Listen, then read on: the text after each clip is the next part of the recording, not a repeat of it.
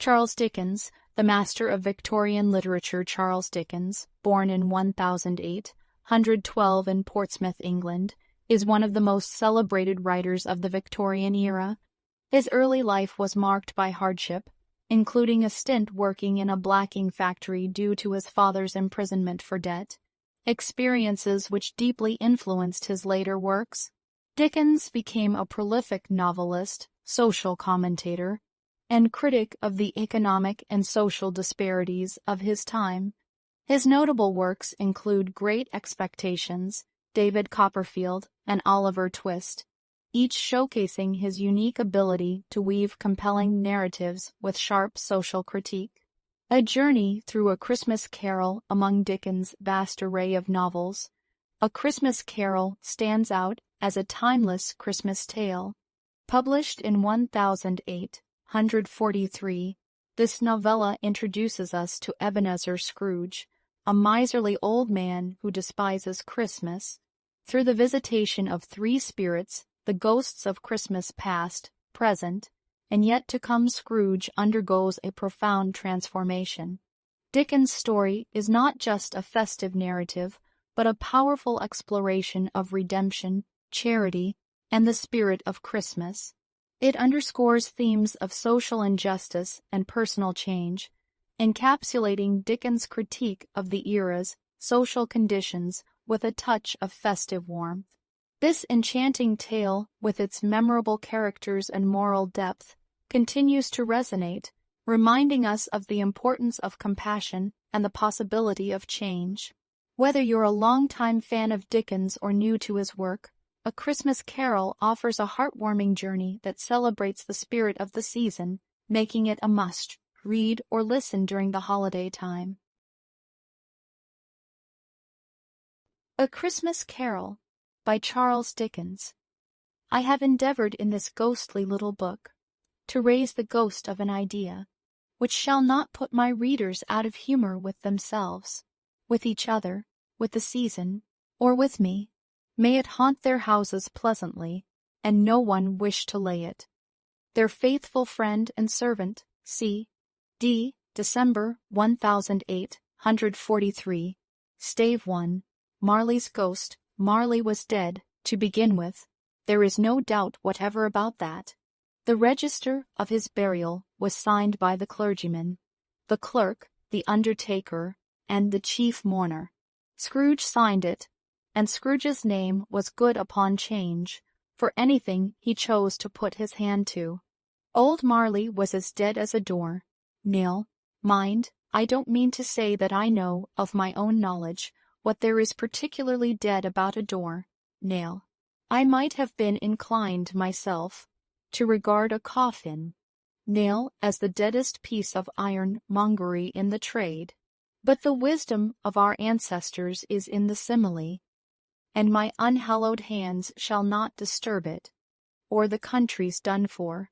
You will therefore permit me to repeat emphatically that Marley was as dead as a door. Nail. Scrooge knew he was dead. Of course he did. How could it be otherwise? Scrooge and he were partners for I don't know how many years.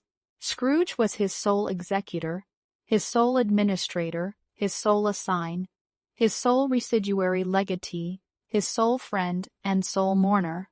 And even Scrooge was not so dreadfully cut up by the sad event, but that he was an excellent man of business on the very day of the funeral, and solemnized it with an undoubted bargain. The mention of Marley's funeral brings me back to the point I started from. There is no doubt that Marley was dead. This must be distinctly understood, or nothing wonderful can come of the story I am going to relate. If we were not perfectly convinced that Hamlet's father died before the play began, there would be nothing more remarkable in his taking a stroll at night, in an easterly wind, upon his own ramparts than there would be in any other middle-aged gentleman rashly turning out after dark in a breezy spot, say St. Paul's churchyard, for instance, literally to astonish his son's weak mind. Scrooge never painted out old Marley's name. There it stood, years afterwards, above the warehouse door. Scrooge and Marley. The firm was known as Scrooge and Marley. Sometimes people new to the business called Scrooge Scrooge, and sometimes Marley, but he answered to both names. It was all the same to him. Oh, but he was a tight-fisted hand at the grindstone, Scrooge, a squeezing, wrenching, grasping, scraping, clutching, covetous old sinner, hard and sharp as flint, from which no steel had ever struck out generous fire, secret and self-contained and solitary as an oyster. The cold within him froze his old features, nipped his pointed nose, shriveled his cheek, stiffened his gait, made his eyes red, his thin lips blue, and spoke out shrewdly in his grating voice. A frosty rime was on his head, and on his eyebrows and his wiry chin. He carried his own low temperature always about with him. He iced his office in the dog days, and didn't thaw it 1 degree at Christmas. External heat and cold had little influence on Scrooge. No warmth could warm, no wintry weather chill him. No wind that blew was bitterer than he, no falling snow was more intent upon its purpose, no pelting rain less open to entreaty. Foul weather didn't know where to have him. The heaviest rain and snow and hail and sleet could boast of the advantage over him in only one respect. They often came down handsomely, and Scrooge never did. Nobody ever stopped him in the street to say, with gladsome looks, "My dear Scrooge, how are you? When will you come to see me?" No beggars implored him to bestow a trifle. No children asked him what it was o'clock. No man or woman ever once in all his life inquired the way to such and such a place of Scrooge. Even the blind men's dogs appeared to know him, and when they saw him coming on, would tug their owners into doorways and up courts, and then would wag their tails as though they said, "No eye at. All is better than an evil eye, dark master." But what did Scrooge care? It was the very thing he liked. To edge his way along the crowded paths of life, warning all human sympathy to keep its distance, was what the knowing ones call nuts to Scrooge. Once upon a time of all the good days in the year, on Christmas Eve old Scrooge sat busy in his counting-house. It was cold, bleak, biting weather, foggy withal, and he could hear the people in the court outside go wheezing up and down, beating their hands upon their breasts and stamping their feet upon the pavement stones to warm them. The city clocks had only just gone 3, but it was quite dark already. It had not been light all day, and candles were flaring in the windows of the neighboring offices, like ruddy smears. Upon the palpable brown air, the fog came pouring in at every chink and keyhole, and was so dense without, that although the court was of the narrowest, the houses opposite were mere phantoms. To see the dingy cloud come drooping down, obscuring everything, one might have thought that nature lived hard by, and was brewing on a large scale. The door of Scrooge's counting-house was open that he might keep his eye upon his clerk, who in a dismal little cell beyond, a sort of tank, was copying letters. Scrooge had a very small fire, but the clerk's fire was so very much smaller that it looked like one coal. But he couldn't replenish it, for Scrooge kept the coal box in his own room, and so surely as the clerk came in with the shovel, the master predicted that it would be necessary for them to part. Wherefore the clerk put on his white comforter and tried to warm himself at the candle, in which effort, not being a man of a strong imagination, he failed.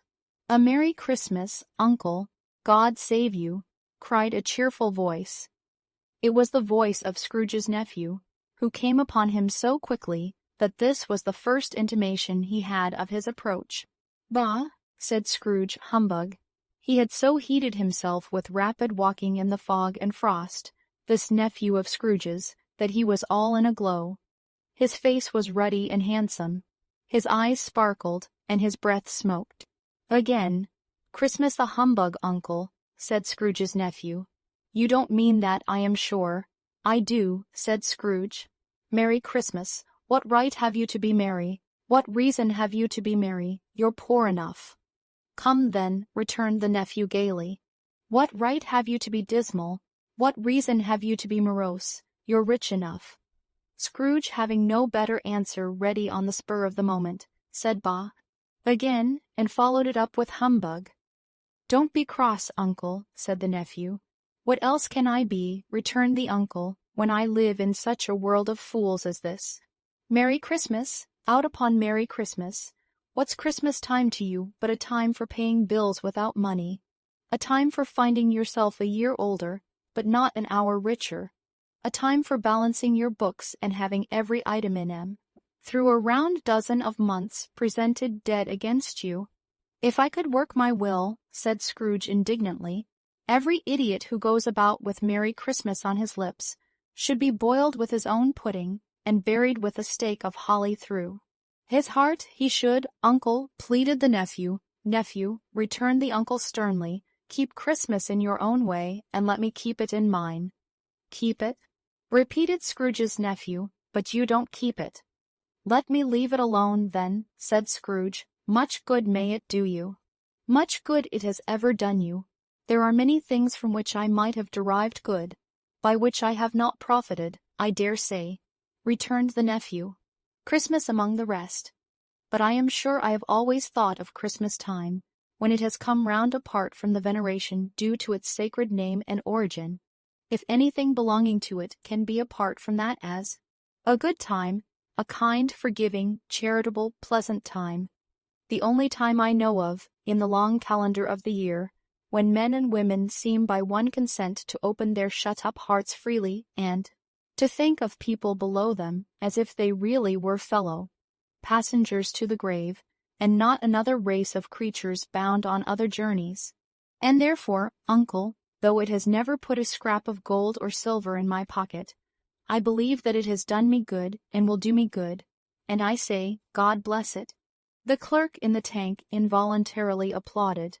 Becoming immediately sensible of the impropriety, he poked the fire, and extinguished the last frail spark for ever.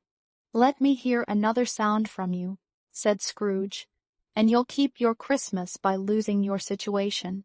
You're quite a powerful speaker, sir," he added, turning to his nephew. "I wonder you don't go into Parliament.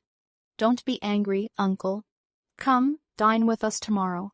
Scrooge said that he would see him. Yes, indeed he did.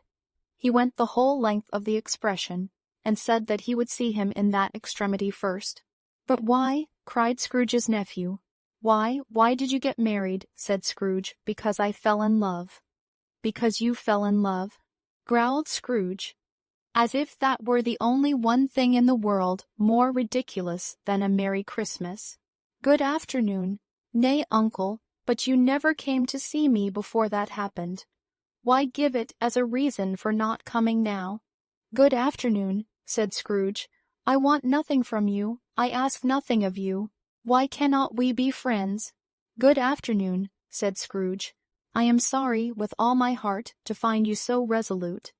We have never had any quarrel, to which I have been a party, but I have made the trial in homage to Christmas, and I'll keep my Christmas humor to the last. So a Merry Christmas, uncle." "Good afternoon," said Scrooge, "and a Happy New Year." "Good afternoon," said Scrooge. His nephew left the room without an angry word, notwithstanding. He stopped at the outer door to bestow the greetings of the season on the clerk, who, cold as he was warmer than Scrooge, for he returned them cordially. "There's another fellow," muttered Scrooge, who overheard him. "My clerk, with 15 shillings a week and a wife and family, talking about a Merry Christmas. I'll retire to Bedlam." This lunatic, in letting Scrooge's nephew out, had let 2 other people in. They were portly gentlemen, pleasant to behold, and now stood, with their hats off, in Scrooge's office. They had books and papers in their hands, and bowed to him. "Scrooge and Marley's, I believe," said one of the gentlemen, referring to his list. "Have I the pleasure of addressing Mr. Scrooge or Mr. Marley?" "Mr. Marley has been dead these 7 years," Scrooge replied. "He died 7 years ago, this very night. We have no doubt his liberality is well represented by his surviving partner," said the gentleman, presenting his credentials. "It certainly was, for they had been two kindred spirits. At the ominous word liberality, Scrooge frowned and shook his head and handed the credentials back. "At this festive season of the year, Mr. Scrooge," said the gentleman, taking up a pen, "it is more than usually desirable that we should make some slight provision for the poor and destitute, who suffer greatly at the present time. Many thousands are in want of common necessaries. Hundreds of thousands are in want of common comforts, sir. Are there no prisons?" asked Scrooge. "Plenty of prisons," said the gentleman, laying down the pen again. "And the Union workhouses?" demanded Scrooge. "Are they still in operation?" "They are." "Still," returned the gentleman. "I wish I could say they were not." "The treadmill and the poor law are in full vigor, then?" said Scrooge. "Both very busy, sir." "Oh, I was afraid, from what you said at first, that something had occurred to stop them in their useful course," said Scrooge. "I'm very glad to hear it." "Under the impression that they scarcely furnish Christian cheer of mind or body to the multitude," returned the gentleman. "A few of us are endeavoring to raise a fund, to buy the poor some meat and drink, and means of warmth.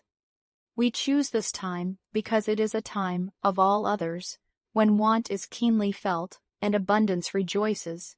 "What shall I put you down for?" "Nothing," Scrooge replied. "You wish to be anonymous." "I wish to be left alone," said Scrooge. "Since you ask me what I wish, gentlemen, that is my answer. I don't make merry myself at Christmas, and I can't afford to make idle people merry. I help to support the establishments I have mentioned. They cost enough, and those who are badly off must go there. Many can't go there, and many would rather die." "If they would rather die," said Scrooge, "they had better do it and decrease the surplus population. Besides, excuse me, I don't know that." "But you might know it," observed the gentleman. "It's not my business," Scrooge returned. "It's enough for a man to understand his own business, and not to interfere with other people's. Mine occupies me constantly. Good afternoon, gentlemen." Seeing clearly that it would be useless to pursue their point, the gentleman withdrew. Scrooge returned his labors with an improved opinion of himself, and in a more facetious temper than was usual with him.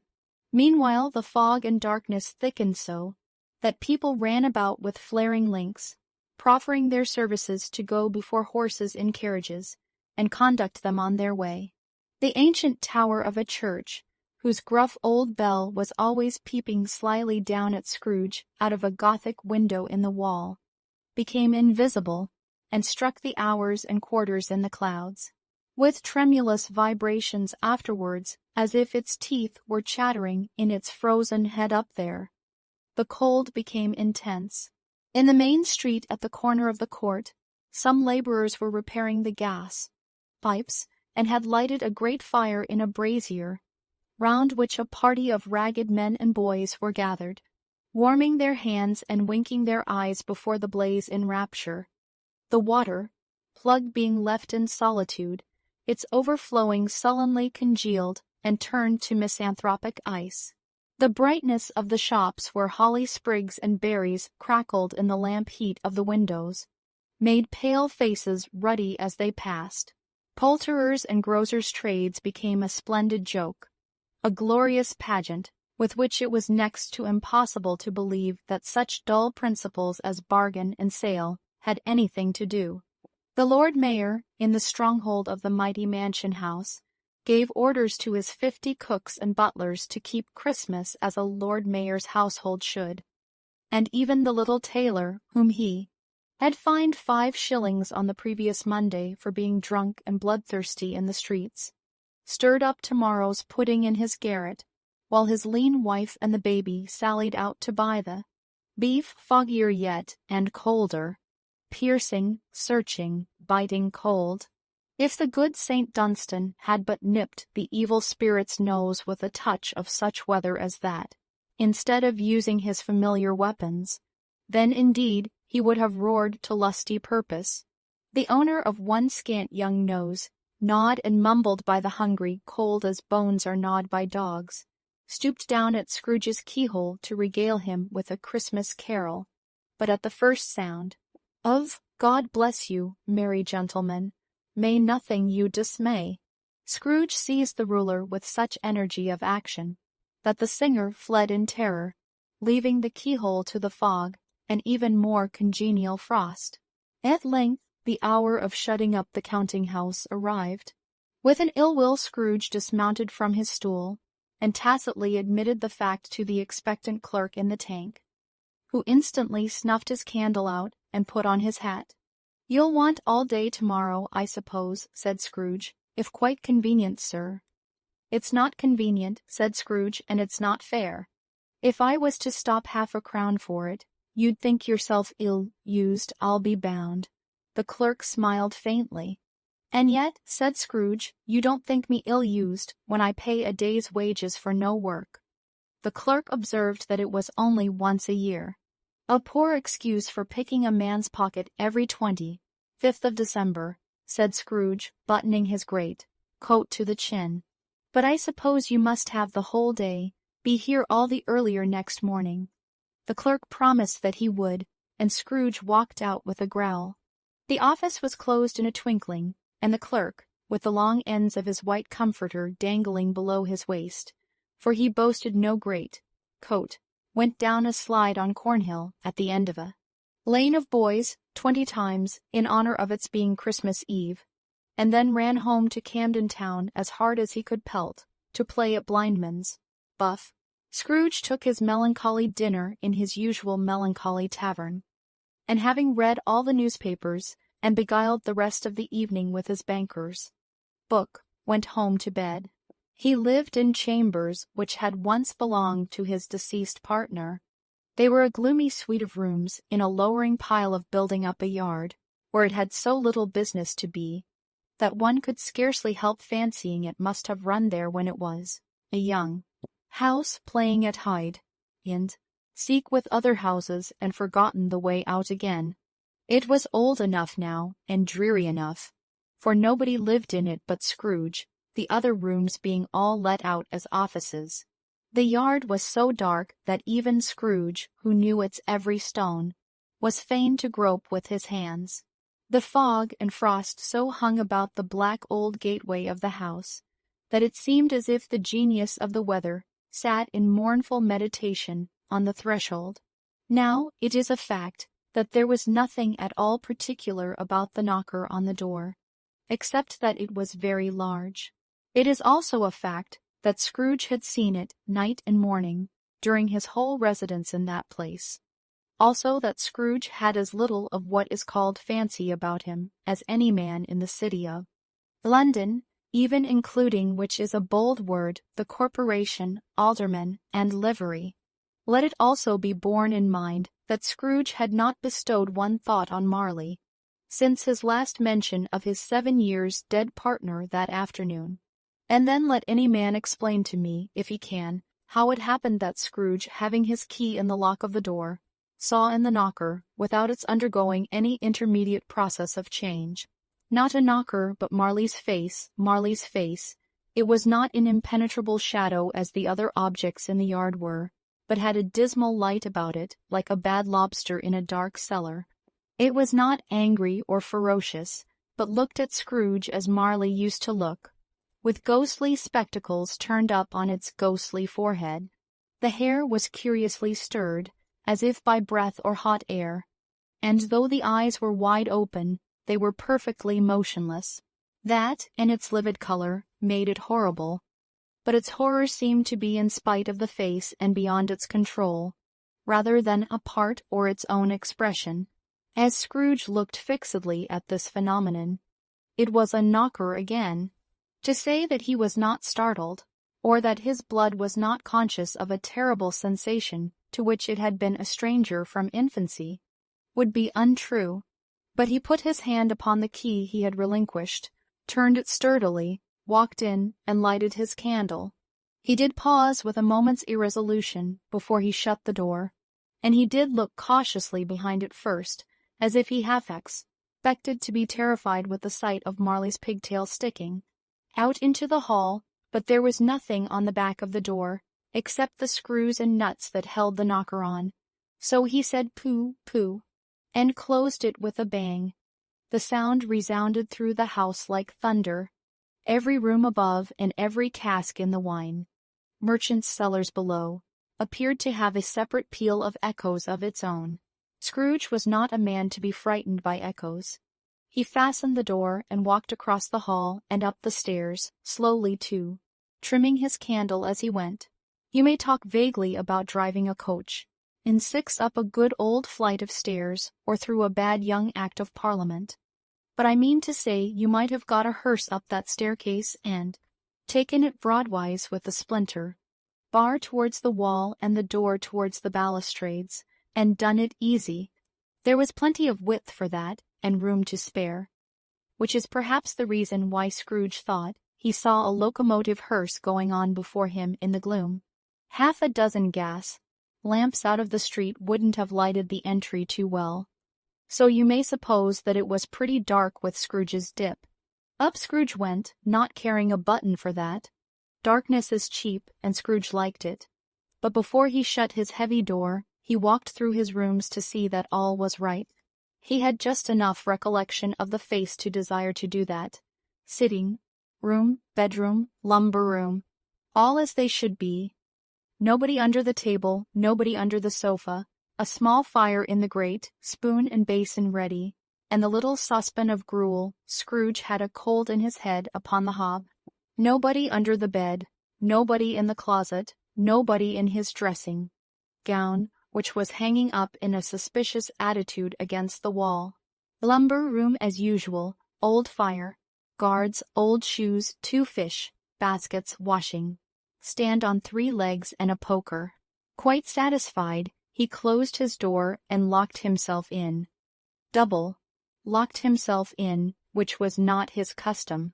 Thus secured against surprise, he took off his cravat, put on his dressing gown and slippers and his nightcap, and sat down before the fire to take his gruel. It was a very low fire indeed. Nothing on such a bitter night. He was obliged to sit close to it and brood over it, before he could extract the least sensation of warmth from such a handful of fuel. The fireplace was an old one, built by some Dutch merchant long ago, and paved all round with quaint Dutch tiles, designed to illustrate the Scriptures. There were Cains and Abels, Pharaoh's daughters, queens of Sheba, angelic messengers descending through the air on clouds like feather, beds, Abrahams, Belshazzars, apostles putting off to sea in, butter, boats, hundreds of figures to attract his thoughts, and yet that face of Marley, 7 years dead, came like the ancient prophet's rod, and swallowed up the whole. If each smooth tile had been a blank at first, with power to shape some picture on its surface from the disjointed fragments of his thoughts, there would have been a copy of old Marley's head on. Every one, humbug, said Scrooge, and walked across the room. After several turns, he sat down again. As he threw his head back in the chair, his glance happened to rest upon a bell, a disused bell that hung in the room and communicated for some purpose now forgotten with a chamber in the highest story of the building. It was with great astonishment, and with a strange, inexplicable dread, that as he looked, he saw this bell begin to swing.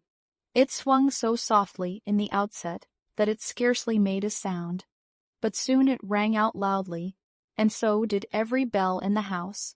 This might have lasted half a minute, or a minute, but it seemed an hour. The bells ceased as they had begun, together. They were succeeded by a clanking noise, deep down below, as if some person were dragging a heavy chain over the casks in the wine merchant's cellar. Scrooge then remembered to have heard that ghosts in haunted houses were described as dragging chains. The cellar door flew open with a booming sound, and then he heard the noise much louder, on the floors below, then coming up the stairs, then coming straight towards his door. "It's humbug still," said Scrooge. "I won't believe it." His color changed, though, when, without a pause, it came on through the heavy door and passed into the room before his eyes. Upon its coming in, the dying flame leaped up, as though it cried, "I know him," Marley's ghost, and fell again. The same face, the very same, Marley in his pigtail, usual waistcoat, tights and boots, the tassels on the latter bristling, like his pigtail and his coat's skirts, and the hair upon his head. The chain he drew was clasped about his middle.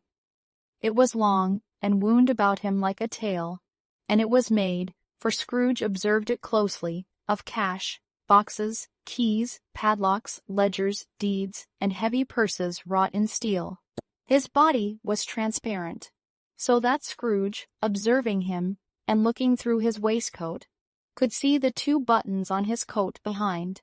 Scrooge had often heard it said that Marley had no bowels, but he had never believed it until now. No, nor did he believe it even now, though he looked the phantom through and through, and saw it standing before him, though he felt the chilling influence of its death, cold eyes, and marked the very texture of the folded kerchief, bound about its head and chin, which wrapper he had not observed before. He was still incredulous, and fought against his senses. "How now?" said Scrooge, caustic and cold as ever. "What do you want with me?" Much, Marley's voice, no doubt about it. "Who are you? Ask me who I was." "Who were you then?" said Scrooge, raising his voice. "You're particular, for a shade." He was going to say to a shade, but substituted this as more appropriate. "In life I was your partner, Jacob Marley." Can you sit down?" asked Scrooge, looking doubtfully at him. "I can."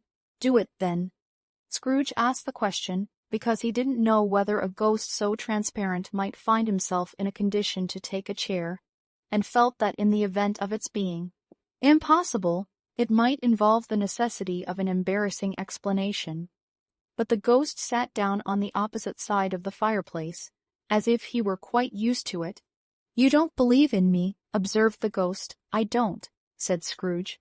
"What evidence would you have of my reality beyond that of your senses?" "I don't know," said Scrooge. "Why do you doubt your senses?" "Because," said Scrooge, "a little thing affects them. A slight disorder of the stomach makes them cheats. You may be an undigested bit of beef, a blot of mustard, a crumb of cheese, a fragment of an underdone potato. There's more of gravy than of grave about you, whatever you are." Scrooge was not much in the habit of cracking jokes, nor did he feel, in his heart, by any means waggish then. The truth is, that he tried to be smart, as a means of distracting his own attention, and keeping down his terror, for the spectre's voice disturbed the very marrow in his bones. To sit, staring at those fixed glazed eyes, in silence for a moment, would play, Scrooge felt, the very deuce with him. There was something very awful, too, in the spectre's being provided with an infernal atmosphere of its own. Scrooge could not feel it himself, but this was clearly the case, for though the ghost sat perfectly motionless, its hair and skirts and tassels were still agitated as by the hot vapor from an oven. "You see this toothpick?" said Scrooge, returning quickly to the charge for the reason just assigned, and wishing, though it were only for a second, to divert the vision's stony gaze from himself. "I do," replied the ghost. "You are not looking at it," said Scrooge. "But I see it," said the ghost, notwithstanding. "Well," returned Scrooge, "I have but to swallow this, and be for the rest of my days persecuted by a legion of goblins, all of my own creation. Humbug, I tell you, humbug." At this the spirit raised a frightful cry, and shook its chain with such a dismal and appalling noise, that Scrooge held on tight to his chair to save himself from falling in a swoon. But how much greater was his horror, when the phantom, taking off the bandage round its head, as if it were too warm to wear indoors, its lower jaw dropped down upon its breast. Scrooge fell upon his knees and clasped his hands before his face. "Mercy," he said, "dreadful apparition, why do you trouble me?" "Man of the worldly mind," replied the ghost, "do you believe in me or not?" "I do," said Scrooge. "I must. But why do spirits walk the earth, and why do they come to me?" "It is required of every man," the ghost returned, "that the spirit within him should walk abroad among his fellowmen, and travel far and wide. and if that spirit goes not forth in life, it is condemned to do so after death. It is doomed to wander through the world, oh, woe is me, and witness what it cannot share, but might have shared on earth, and turned to happiness. Again, the spectre raised a cry, and shook its chain, and wrung its shadowy hands. "You are fettered," said Scrooge, trembling. "Tell me why." "I wear the chain I forged in life," replied the ghost. "I made it link by link, and yard by yard. I girded it on of my own free will, and of my own free will I wore it. Is its pattern strange to you?" Scrooge trembled more and more. "Or would you know," pursued the ghost, "the weight and length of the strong coil you bear yourself? It was full as heavy, and as long as this, 7 Christmas Eves ago. You have labored on it since. It is a ponderous chain." Scrooge glanced about him on the floor, in the expectation of finding himself surrounded by some 50 or 60 fathoms of iron cable. But he could see nothing. "Jacob," he said imploringly, "old Jacob Marley, tell me more. Speak comfort to me, Jacob." "I have none to give," the ghost replied. "It comes from other regions, Ebenezer Scrooge, and is conveyed by other ministers to other kinds of men. Nor can I tell you what I would. A very little more is all permitted to me. I cannot rest, I cannot stay, I cannot linger anywhere. My spirit never walked beyond our counting house, mark me. In life my spirit never roved beyond the narrow limits of our money, changing whole, and weary journeys lie before me." It was a habit with Scrooge, whenever he became thoughtful, to put his hands in his breeches pockets. Pondering on what the ghost had said, he did so now, but without lifting up his eyes or getting off his knees. "You must have been very slow about it, Jacob," Scrooge observed in a business-like manner, though with humility and deference. "Slow," the ghost repeated. "7 years dead," mused Scrooge, "and travelling all the time." "The whole time," said the ghost. "No rest, no peace, incessant torture of remorse." "You travel fast," said Scrooge. "On the wings of the wind," replied the ghost. "You might have got over a great quantity of ground in 7 years," said Scrooge. The ghost, on hearing this, set up another cry, and clanked its chain so hideously in the dead silence of the night, that the ward would have been justified in indicting it for a nuisance. "Oh, captive, bound, and double-ironed," cried the phantom, "not to know that ages of incessant labor by immortal creatures, for this earth must pass into eternity before the good of which it is susceptible is all developed. Not to know that any Christian spirit working kindly in its little sphere, whatever it may be, will find its mortal life too short for its vast means of usefulness. Not to know that no space of regret can make amends for one life's opportunity misused. Yet such was I. Oh, such was I. But you were always a good man of business, Jacob," faltered Scrooge, who now began to apply this to himself. "Business," cried the ghost, wringing its hands again. "Mankind was my business. The common welfare was my business.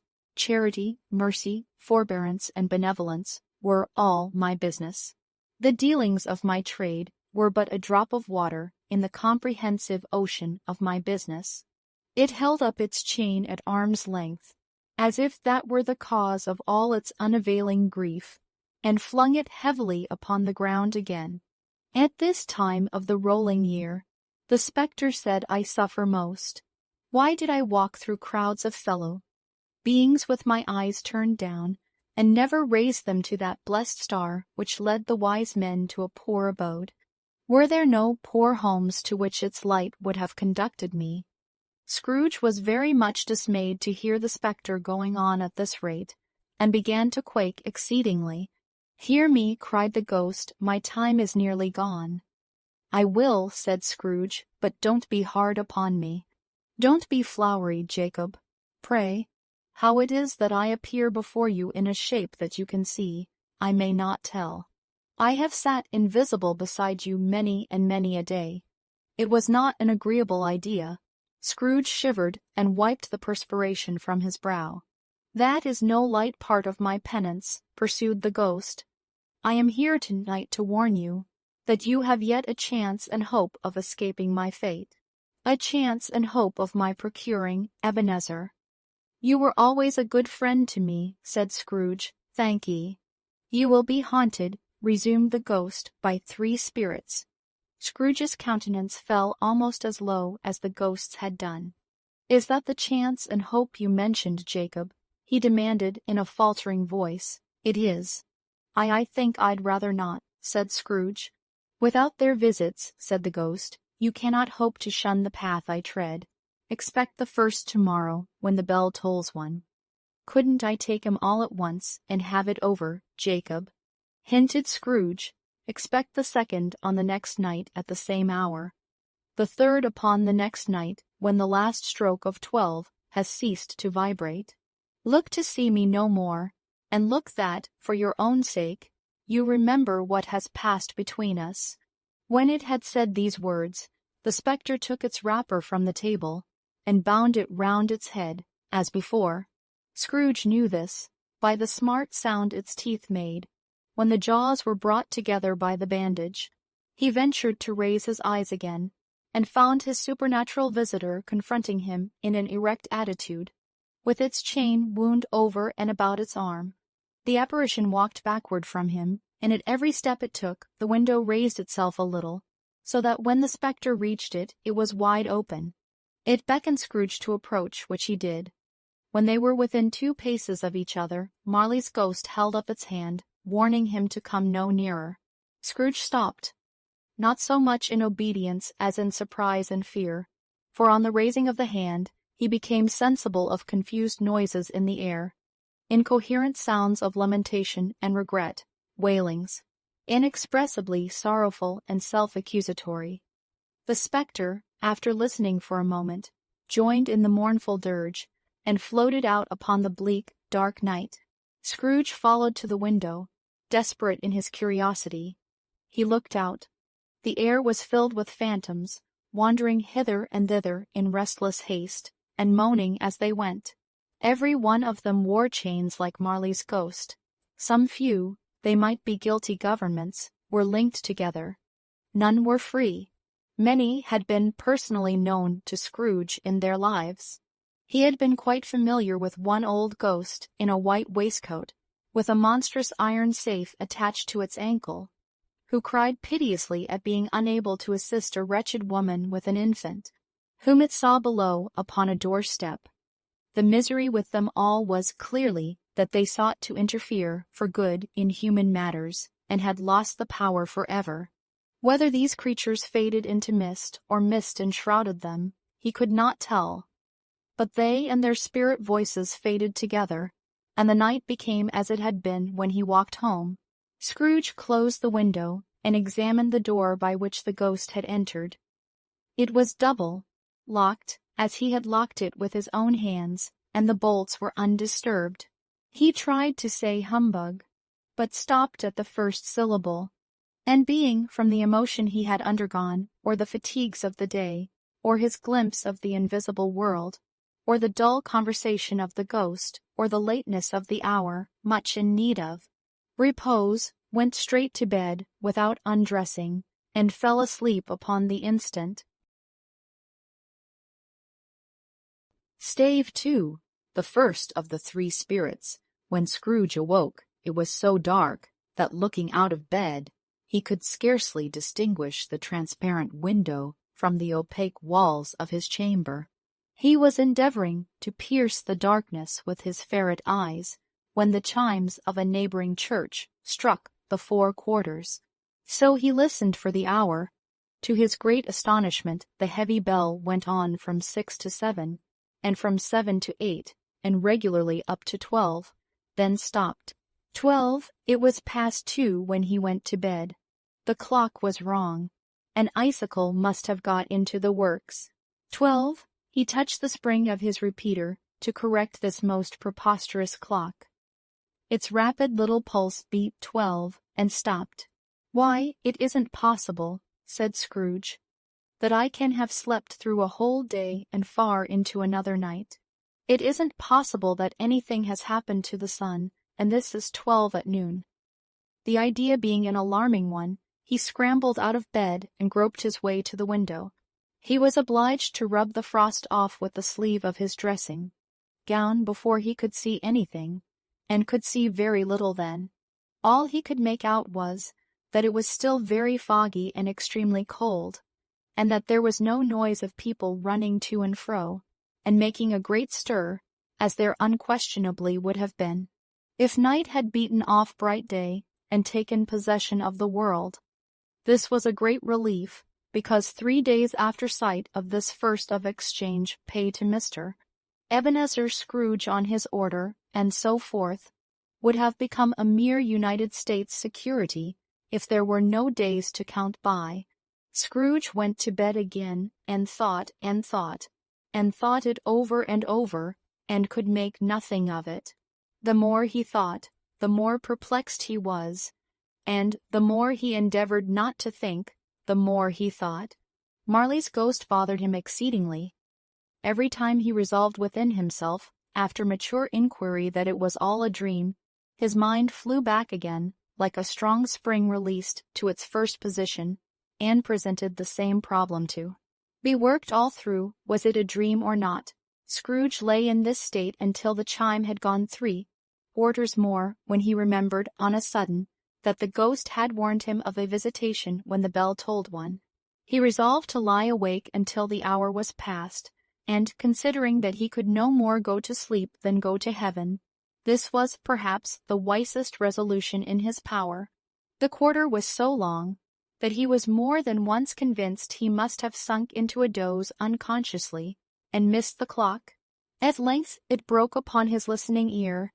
Ding dong, 1/4 past, said Scrooge, counting. Ding dong. 1/2 past, said Scrooge. Ding dong, 1/4 to it, said Scrooge. Ding dong, the hour itself, said Scrooge triumphantly, and nothing else. He spoke before the hour bell sounded, which it now did with a deep, dull, hollow, melancholy one. Light flashed up in the room upon the instant, and the curtains of his bed were drawn. The curtains of his bed were drawn aside, I tell you, by a hand. Not the curtains at his feet, nor the curtains at his back, but those to which his face was addressed.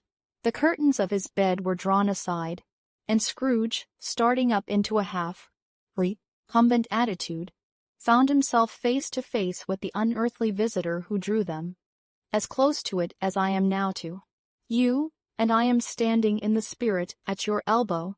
It was a strange figure, like a child, yet not so like a child as like an old man, viewed through some supernatural medium, which gave him the appearance of having receded from the view, and being diminished to a child's proportions. Its hair, which hung about its neck and down its back, was white as if with age, and yet the face had not a wrinkle in it, and the tenderest bloom was on the skin. The arms were very long and muscular, the hands the same, as if its hold were of uncommon strength. Its legs and feet, most delicately formed, were, like those upper members, bare.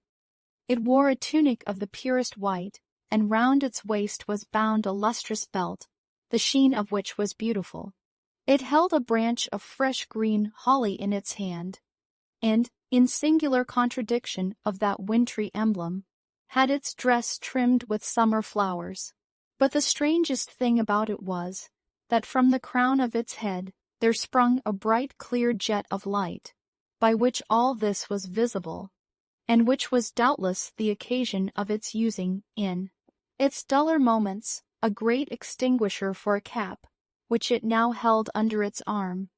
Even this, though, when Scrooge looked at it with increasing steadiness, was not its strangest quality, for as its belt sparkled and glittered now in one part and now in another, and what was light one instant, at another time was dark, so the figure itself fluctuated in its distinctness, being now a thing with one arm, now with one leg, now with 20 legs, now a pair of legs without a head, now a head without a body, of which dissolving parts no outline would be visible in the dense gloom, wherein they melted away, and in the very wonder of this, it would be itself again. distinct and clear as ever. "Are you the spirit, sir, whose coming was foretold to me?" asked Scrooge. "I am." The voice was soft and gentle, singularly low, as if instead of being so close beside him, it were at a distance. "Who and what are you?" Scrooge demanded. "I am the ghost of Christmas past." "Long past?" inquired Scrooge, observant of its dwarfish stature. "No, your past." Perhaps Scrooge could not have told anybody why, if anybody could have asked him, but he had a special desire to see the spirit in his cap, and begged him to be covered. "What!" exclaimed the ghost, "would you so soon put out, with worldly hands, the light I give? Is it not enough that you are one of those whose passions made this cap, and force me through whole trains of years to wear it low upon my brow?" Scrooge reverently disclaimed all intention to offend or any knowledge of having wilfully bonneted the spirit at any period of his life. He then made bold to inquire what business brought him there. "Your welfare," said the ghost. Scrooge expressed himself much obliged, but could not help thinking that a night of unbroken rest would have been more conducive to that end. The spirit must have heard him thinking, for it said immediately, "Your reclamation, then. Take heed." It put out its strong hand as it spoke, and clasped him gently by the arm. "Rise, and walk with me." It would have been in vain for Scrooge to plead that the weather and the hour were not adapted to pedestrian purposes. That bed was warm, and the thermometer a long way below. Freezing, that he was clad but lightly in his slippers, dressing gown, and nightcap, and that he had a cold upon him at that time. The grasp, though gentle as a woman's hand, was not to be resisted. He rose, but finding that the spirit made towards the window, clasped his robe in supplication. "I am mortal," Scrooge remonstrated, "and liable to fall." "Bear but a touch of my hand there," said the spirit, laying it upon his heart, "and you shall be upheld in more than this." As the words were spoken, they passed through the wall, and stood upon an open country road, with fields on either hand. The city had entirely vanished. Not a vestige of it was to be seen. The darkness and the mist had vanished with it, for it was a clear, cold winter day, with snow upon the ground. "Good heaven," said Scrooge, clasping his hands together as he looked about him. "I was bred in this place. I was a boy here." The spirit gazed upon him mildly. Its gentle touch, though it had been light and instantaneous, appeared still present to the old man's sense of feeling. He was conscious of 1,000 odors floating in the air, each one connected with 1,000 thoughts, and hopes, and joys, and cares long, long forgotten. "Your lip is trembling," said the ghost, "and what is that upon your cheek?" Scrooge muttered, with an unusual catching in his voice, that it was a pimple, and begged the ghost to lead him where he would. "You recollect the way?" inquired the spirit. "Remember it," cried Scrooge with fervor. "I could walk it blindfold." "Strange to have forgotten it for so many years," observed the ghost. "Let us go on." They walked along the road, Scrooge recognizing every gate and post and tree, until a little market town appeared in the distance, with its bridge, its church, and winding river. Some shaggy ponies now were seen trotting towards them with boys upon their backs, who called to other boys in country gigs and carts, driven by farmers. All these boys were in great spirits, and shouted to each other, until the broad fields were so full of merry music, that the crisp air laughed to hear it. "These are but shadows of the things that have been," said the ghost. "They have no consciousness of us." The jocund travelers came on, and as they came, Scrooge knew and named them every one. Why was he rejoiced beyond all bounds to see them? Why did his cold eye glisten, and his heart leap up as they went past? Why was he filled with gladness when he heard them give each other Merry Christmas as they parted at cross roads and by ways for their several homes? What was Merry Christmas to Scrooge, out upon Merry Christmas? What good had it ever done to him? "The school is not quite deserted," said the ghost. "A solitary child, neglected by his friends, is left there still." Scrooge said he knew it, and he sobbed. They left the high rode by a well-remembered lane, and soon approached a mansion of dull red brick, with a little weathercock-surmounted cupola on the roof and a bell hanging in it. It was a large house, but one of broken fortunes, for the spacious offices were little used, their walls were damp and mossy, their windows broken, and their gates decayed. Fowls clucked and strutted in the stables, and the coach, houses and sheds were overrun with grass. Nor was it more retentive of its ancient state within, for entering the dreary hall, and glancing through the open doors of many rooms, they found them poorly furnished, cold, and vast. There was an earthy savour in the air, a chilly bareness in the place, which associated itself somehow with too much getting up by candle light, and not too much to eat. They went, the ghost and Scrooge, across the hall, to a door at the back of the house. It opened before them, and disclosed a long, bare, melancholy room, made barer still by lines of plain deal forms and desks. At one of these a lonely boy was reading near a feeble fire, and Scrooge sat down upon a form, and wept to see his poor forgotten self as he used to be. Not a latent echo in the house, not a squeak and scuffle from the mice behind the paneling, not a drip from the half-thawed water spout in the dull yard behind, not a sigh among the leafless boughs of one despondent poplar, not the idle swinging of an empty storehouse door, no, not a clicking in the fire, but fell upon the heart of Scrooge with a softening influence, and gave a freer passage to his tears. The spirit touched him on the arm and pointed to his younger self, intent upon his reading. Suddenly a man in foreign garments, wonderfully real and distinct to look at, stood outside the window with an axe stuck in his belt, and leading by the bridle an ass laden with wood. "Why, it's Ali Baba!" Scrooge exclaimed in ecstasy. "It's dear old honest Ali Baba. Yes, yes, I know. One Christmas time, when yonder solitary child was left here all alone, he did come, for the first time, just like that." "Poor boy, and Valentine," said Scrooge, "and his wild brother, Orson. There they go. And what's his name, who was put down in his drawers asleep at the gate of Damascus? Don't you see him? And the Sultan's groom turned upside down by the genii. There he is upon his head. Serve him right. I'm glad of it. What business had he to be married to the princess?" To hear Scrooge expending all the earnestness of his nature on such subjects, in a most extraordinary voice between laughing and crying, and to see his heightened and excited face, would have been a surprise to his business friends in the city, indeed. "There's the parrot," cried Scrooge, "green body and yellow tail, with a thing like a lettuce growing out of the top of his head. There he is. Poor Robin Crusoe, he called him when he came home again after sailing round the island. Poor Robin Crusoe, where have you been, Robin Crusoe?" The man thought he was dreaming, but he wasn't. It was the parrot, you know. There goes Friday, running for his life to the little creek. Halloa, Hoop. Hallo. Then, with a rapidity of transition very foreign to his usual character, he said, in pity for his former self, "Poor boy," and cried again.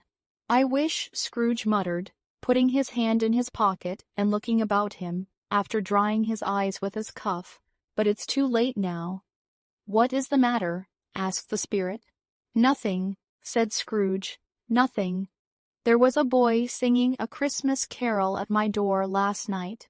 I should like to have given him something, that's all." The ghost smiled thoughtfully and waved its hand, saying as it did so, "Let us see another Christmas." Scrooge's former self grew larger at the words, and the room became a little darker and more dirty. The panels shrunk, the windows cracked, fragments of plaster fell out of the ceiling, and the naked laths were shown instead. But how all this was brought about, Scrooge knew no more than you do. He only knew that it was quite correct, that everything had happened so, that there he was, alone again, when all the other boys had gone home for the jolly holidays. He was not reading now, but walking up and down despairingly. Scrooge looked at the ghost, and with a mournful shaking of his head, glanced anxiously towards the door.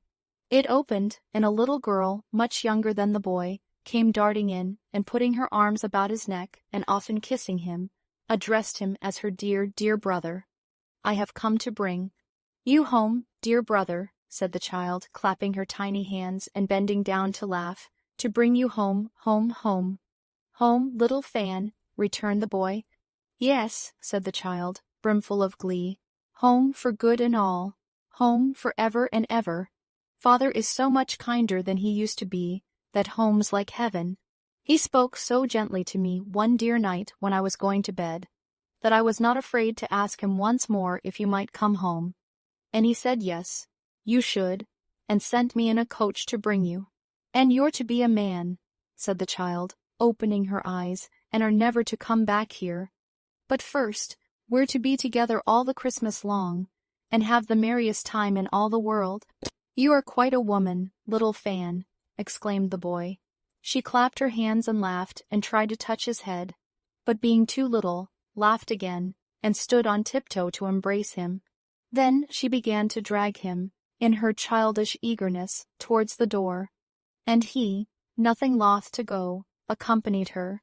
A terrible voice in the hall cried, "Bring down Master Scrooge's box there," and in the hall appeared the schoolmaster himself, who glared on Master Scrooge with a ferocious condescension, and threw him into a dreadful state of mind, by shaking hands with him.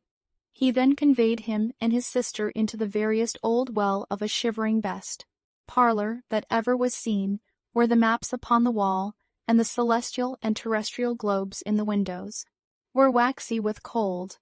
Here he produced a decanter of curiously light wine, and a block of curiously heavy cake, and administered installments of those dainties to the young people, at the same time sending out a meagre servant to offer a glass of something to the postboy, who answered that he thanked the gentleman, but if it was the same tap as he had tasted before, he had rather not. Master Scrooge's trunk being by this time tied on to the top of the chaise, the children bade the schoolmaster good by right willingly, and getting into it, drove gaily down the gardens, weep the quick wheels dashing the hoar frost and snow from off the dark leaves of the evergreens like spray. "Always a delicate creature, whom a breath might have withered," said the ghost. "But she had a large heart." "So she had," cried Scrooge. "You're right, I will not gainsay it, spirit." "God forbid." "She died a woman," said the ghost, "and had, as I think, children." "One child," Scrooge returned. "True," said the ghost. "Your nephew?" Scrooge seemed uneasy in his mind, and answered briefly, "Yes."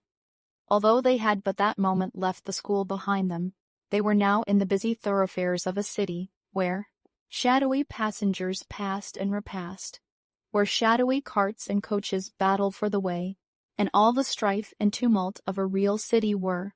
It was made plain enough, by the dressing of the shops, that here too it was Christmas time again. But it was evening, and the streets were lighted up.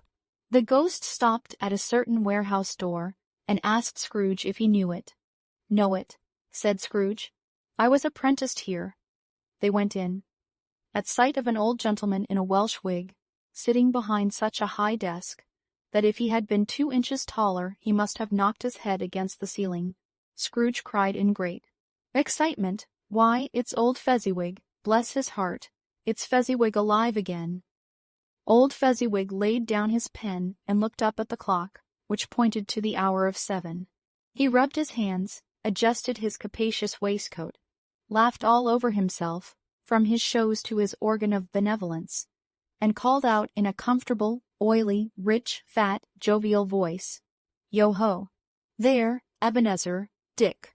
Scrooge's former self, now grown a young man, came briskly in, accompanied by his fellow prentice. "Dick Wilkins, to be sure," said Scrooge to the ghost. "Bless me, yes, there he is. He was very much attached to me, was Dick. Poor Dick, dear, dear." "Yo-ho, my boys," said Fezziwig. "No more work tonight. Christmas Eve, Dick." "Christmas, Ebenezer. Let's have the shutters up," cried old Fezziwig, with a sharp clap of his hands, before a man can say Jack Robinson. You wouldn't believe how those two fellows went at it. They charged into the street with the shutters 1, 2, 3 had them up in their places, 4, 5, 6 barred them, and pinned, then 7, 8, 9, and came back before you. Could have got to 12, panting like race horses. Hilly, ho, cried old Fezziwig, skipping down from the high desk with wonderful agility. Clear away, my lads, and let's have lots of room here. Hilly, ho, Dick, cheer up, Ebenezer. Clear away. There was nothing they wouldn't have cleared away, or couldn't have cleared away, with old Fezziwig looking on. It was done in a minute. Every movable was packed off, as if it were dismissed from public life for evermore. The floor was swept and watered, the lamps were trimmed, fuel was heaped upon the fire, and the warehouse was as snug and warm and dry and bright a ball room as you would desire to see upon a winter's night. In came a fiddler with a music book, and went up to the lofty desk, and made an orchestra of it, and tuned like 50 stomach cakes. In came Mrs. Fezziwig, one vast substantial smile. In came the 3 Miss Fezziwigs, beaming and lovable. In came the 6 young followers whose hearts they broke. In came all the young men and women employed in the business. In came the housemaid with her cousin, the baker. In came the cook with her brother's particular friend, the milkman. In came the boy from over the way, who was suspected of not having board enough from his master, trying to hide himself behind the girl from next door but one, who was proved to have had her ears pulled by her mistress. In they all came, one after another, some shyly, some boldly, some gracefully, some awkwardly, some pushing, some pulling. In they all came, anyhow and everyhow. Away they all went, 20 couples at once, hands half round and back again the other way, down the middle and up again, round and round in various stages of affectionate grouping. Old top couple, always turning up in the wrong place. New top couple starting off again, as soon as they got there. All top couples at last, and not a bottom one to help them. When this result was brought about, old Fezziwig, clapping his hands to stop the dance, cried out, "Well done!" And the fiddler plunged his hot face into a pot of porter, especially provided for that purpose. But scorning rest upon his reappearance, he instantly began again, though there were no dancers yet, as if the other fiddler had been carried home, exhausted, on a shutter, and he were a brand new man resolved to beat him out of sight or perish. There were more dances, and there were forfeits, and more dances, and there was cake, and there was negus, and there was a great piece of cold roast, and there was a great piece of cold boiled, and there were mince pies and plenty of beer. But the great effect of the evening came after the roast and boiled, when the fiddler, an artful dog, mind, the sort of man who knew his business better than you or I could have told it him, struck up Sir Roger de Coverley. Then old Fezziwig stood out to dance with Mrs. Fezziwig, top couple too, with a good stiff piece of work cut out for them, 3 or 4 and 20 pair of partners, people who were not to be trifled with, people who would dance and had no notion of walking, but if they had been twice as many 4 times old Fezziwig would have been a match for them, and so would Mrs. Fezziwig. As to her, she was worthy to be his partner in every sense of the term. If that's not high praise, tell me higher, and I'll use it. A positive light appeared to issue from Fezziwig's calves. They shone in every part of the dance like moons. You couldn't have predicted, at any given time, what would have become of them next. And when old Fezziwig and Mrs. Fezziwig had gone all through the dance, advance and retire, both hands to your partner, bow and curtsy, corkscrew, thread, the needle, and back again to your place. Fezziwig cut so deftly that he appeared to wink with his legs, and came upon his feet again without a stagger. When the clock struck 11, this domestic ball broke up. Mr. and Mrs. Fezziwig took their stations, one on either side of the door, and shaking hands with every person individually as he or she went out, wished him or her a Merry Christmas. When everybody had retired but the 2 prentices, they did the same to them, and thus the cheerful voices died away, and the lads were left to their beds, which were under a counter in the back shop. During the whole of this time, Scrooge had acted like a man out of his wits.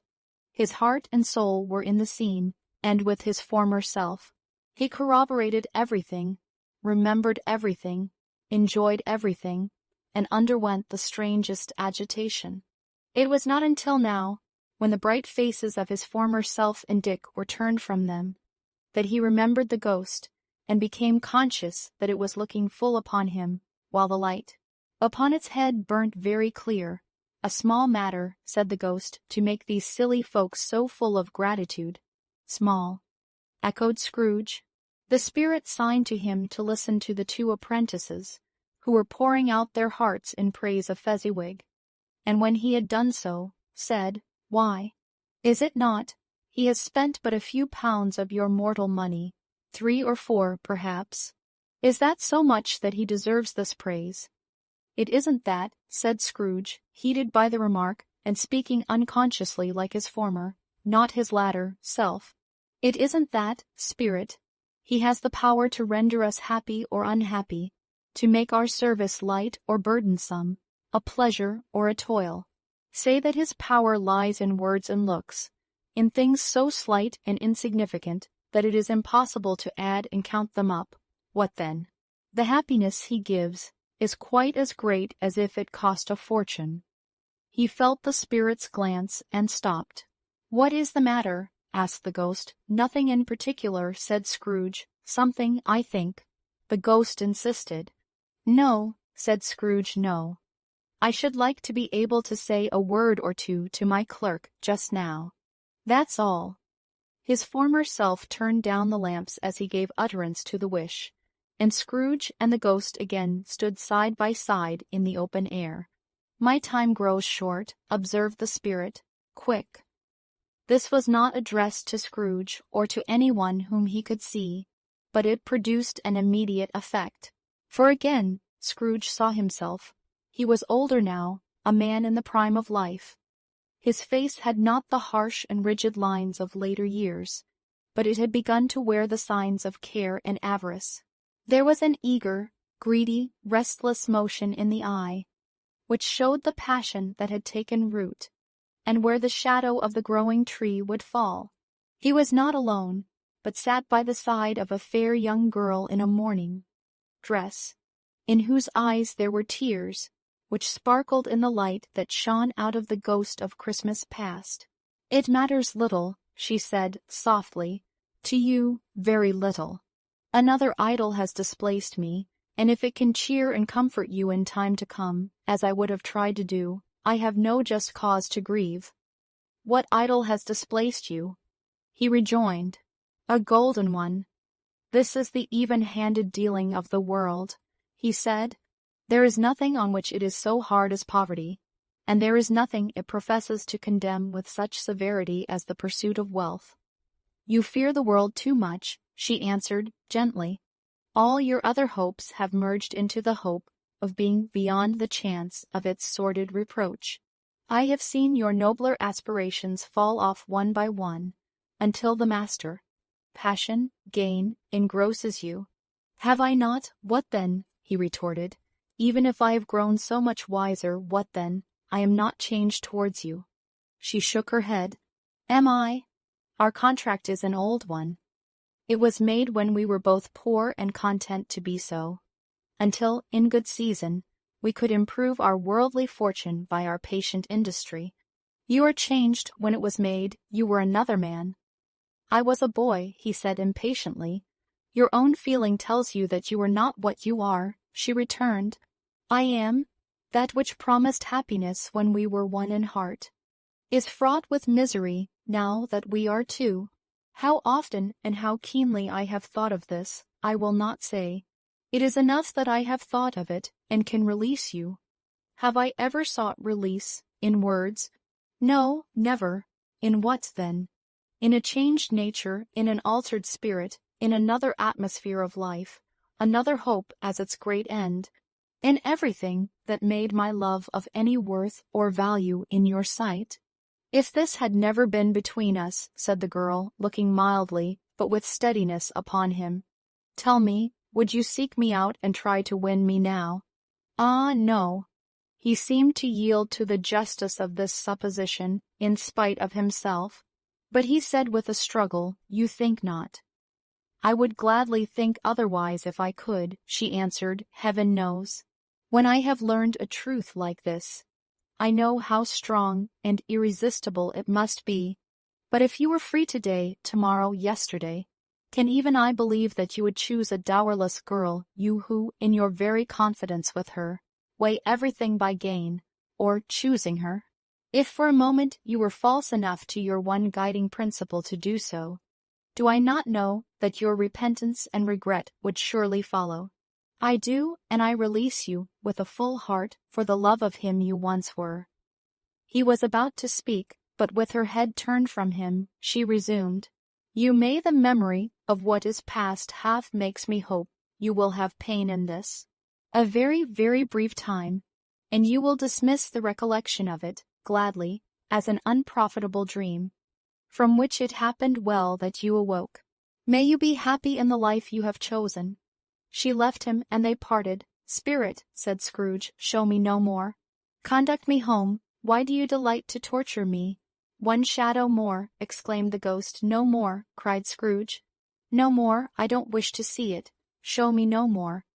But the relentless ghost pinioned him in both his arms, and forced him to observe what happened next. They were in another scene and place.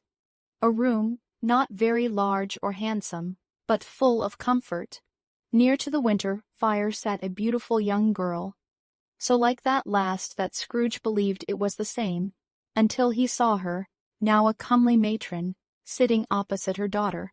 The noise in this room was perfectly tumultuous, for there were more children there than Scrooge in his agitated state of mind could count, and, unlike the celebrated herd in the poem, they were not 40 children conducting themselves like one, but every child was conducting itself like 40. The consequences were uproarious beyond belief, but no one seemed to care. On the contrary, the mother and daughter laughed heartily and enjoyed it very much, and the latter, soon beginning to mingle in the sports, got pillaged by the young brigands most ruthlessly. What would I not have given to one of them? Though I never could have been so rude, no, no. I wouldn't for the wealth of all the world have crushed that braided hair and torn it down, and for the precious little shoe, I wouldn't have plucked it off, God bless my soul. To save my life, as to measuring her waist in sport, as they did, bold young brood, I couldn't have done it. I should have expected my arm to have grown round it for a punishment, and never come straight again. And yet I should have dearly liked, I own, to have touched her lips, to have questioned her, that she might have opened them, to have looked upon the lashes of her downcast eyes, and never raised a blush, to have let loose waves of hair, an inch of which would be a keepsake beyond price. In short, I should have liked, I do confess, to have had the lightest license of a child, and yet to have been man enough to know its value. But now a knocking at the door was heard, and such a rush immediately ensued that she, with laughing face and plundered dress, was borne towards it, the center of a flushed and boisterous group, just in time to greet the father, who came home attended by a man laden with Christmas toys and presents. Then the shouting and the struggling, and the onslaught that was made on the defenseless porter, the scaling him with chairs for ladders to dive into his pockets, despoil him of brown paper parcels, hold on tight by his cravat, hug him round his neck, pommel his back and kick his legs in. Irrepressible affection. The shouts of wonder and delight with which the development of every package was received. The terrible announcement that the baby had been taken in the act of putting a doll's frying pan into his mouth, and was more than suspected of having swallowed a fictitious turkey, glued on a wooden platter, the immense relief of finding this a false alarm, the joy and gratitude and ecstasy, they are all indescribable alike. It is enough that by degrees the children and their emotions got out of the parlor, and by one stair at a time, up to the top of the house, where they went to bed, and so subsided, And now Scrooge looked on more attentively than ever, when the master of the house, having his daughter leaning fondly on him, sat down with her and her mother at his own fireside, and when he thought that such another creature, quite as graceful and as full of promise, might have called him father, and been a spring time in the haggard winter of his life, his sight grew very dim indeed. "Belle," said the husband, turning to his wife with a smile, "I saw an old friend of yours this afternoon." "Who was it?" "Guess. How can I?" "Tut, don't I know," she added in the same breath, laughing as he laughed. "Mr. Scrooge." Mr. Scrooge it was. I passed his office window, and as it was not shut up, and he had a candle inside, I could scarcely help seeing him. His partner lies upon the point of death, I hear, and there he sat alone. "Quite alone in the world, I do believe. Spirit," said Scrooge in a broken voice, "remove me from this place." "I told you these were shadows of the things that have been," said the ghost. "That they are what they are, do not blame me. Remove me." Scrooge exclaimed, "I cannot bear it." He turned upon the ghost, and seeing that it looked upon him with a face, in which in some strange way there were fragments of all the faces it had shown him, wrestled with it. "Leave me, take me back, haunt me no longer." In the struggle, if that can be called a struggle in which the ghost, with no visible resistance on its own part, was undisturbed by any effort of its adversary, Scrooge observed that its light was burning high and bright, and dimly connecting that with its influence over him, he seized the extinguisher cap, and by a sudden action pressed it down upon its head. The spirit dropped beneath it, so that the extinguisher covered its whole form. But though Scrooge pressed it down with all his force, he could not hide the light, which streamed from under it in an unbroken flood upon the ground. He was conscious of being exhausted, and overcome by an irresistible drowsiness, and further, of being in his own bedroom. He gave the cap a parting squeeze, in which his hand relaxed, and had barely time to reel to bed before he sank into a heavy sleep. Stave 3, the second of the three spirits. Awaking in the middle of a prodigiously tough snore, and sitting up in bed to get his thoughts together, Scrooge had no occasion to be told that the bell was again upon the stroke of one. He felt that he was restored to consciousness in the right nick of time, for the especial purpose of holding a conference with the second messenger dispatched to him through Jacob Marley's intervention. But, finding that he turned uncomfortably cold when he began to wonder which of his curtains this new spectre would draw back, he put them every one aside with his own hands, and lying down again, established a sharp look out all round the bed, for he wished to challenge the spirit on the moment of its appearance, and did not wish to be taken by surprise and made nervous. Gentlemen of the free and easy sort, who plumed themselves on being acquainted with a move or two, and being usually equal to the time of day, express the wide range of their capacity for adventure by observing that they are good for anything from pitch-end toss to manslaughter, between which opposite extremes, no doubt, there lies a tolerably wide and comprehensive range of subjects. Without venturing for Scrooge quite as heartily as this, I don't mind calling on you to believe that he was ready for a good broad field of strange appearances, and that nothing between a baby and rhinoceros would have astonished him very much. Now, being prepared for almost anything, he was not by any means prepared for nothing, and consequently, when the bell struck one, and no shape appeared, he was taken with a violent fit of trembling. 5 minutes, 10 minutes, a quarter of an hour went by, yet nothing came. All this time he lay upon his bed, the very core and center of a blaze of ruddy light, which streamed upon it when the clock proclaimed the hour, and which, being only light, was more alarming than a dozen ghosts, as he was powerless to make out what it meant, or would be at, and was sometimes apprehensive that he might be at that very moment an interesting case of spontaneous combustion, without having the consolation of knowing it. At last, however, he began to think as you or I would have thought at first, For it is always the person not in the predicament who knows what ought to have been done in it, and would unquestionably have done it too at last. I say, he began to think that the source and secret of this ghostly light might be in the adjoining room, from whence, on further tracing it, it seemed to shine. This idea taking full possession of his mind, he got up softly and shuffled in his slippers to the door.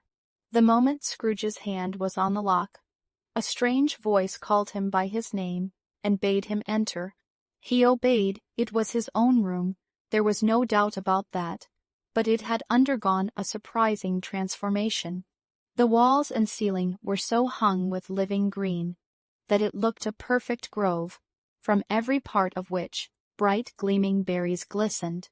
The crisp leaves of holly, mistletoe, and ivy reflected back the light, as if so many little mirrors had been scattered there, and such a mighty blaze went roaring up the chimney as that dull petrification of a hearth had never known in Scrooge's time, or Marley's, or for many and many a winter season gone.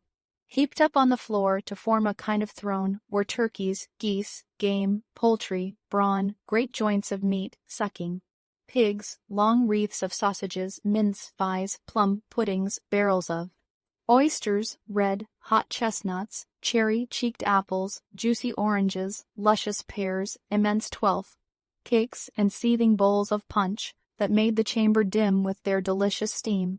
In easy state upon this couch there sat a jolly giant, glorious to see, who bore a glowing torch, in shape not unlike Plenty's horn, and held it up, high up, to shed its light on Scrooge as he came peeping round the door. "Come in," exclaimed the ghost, "come in, and know me better, man."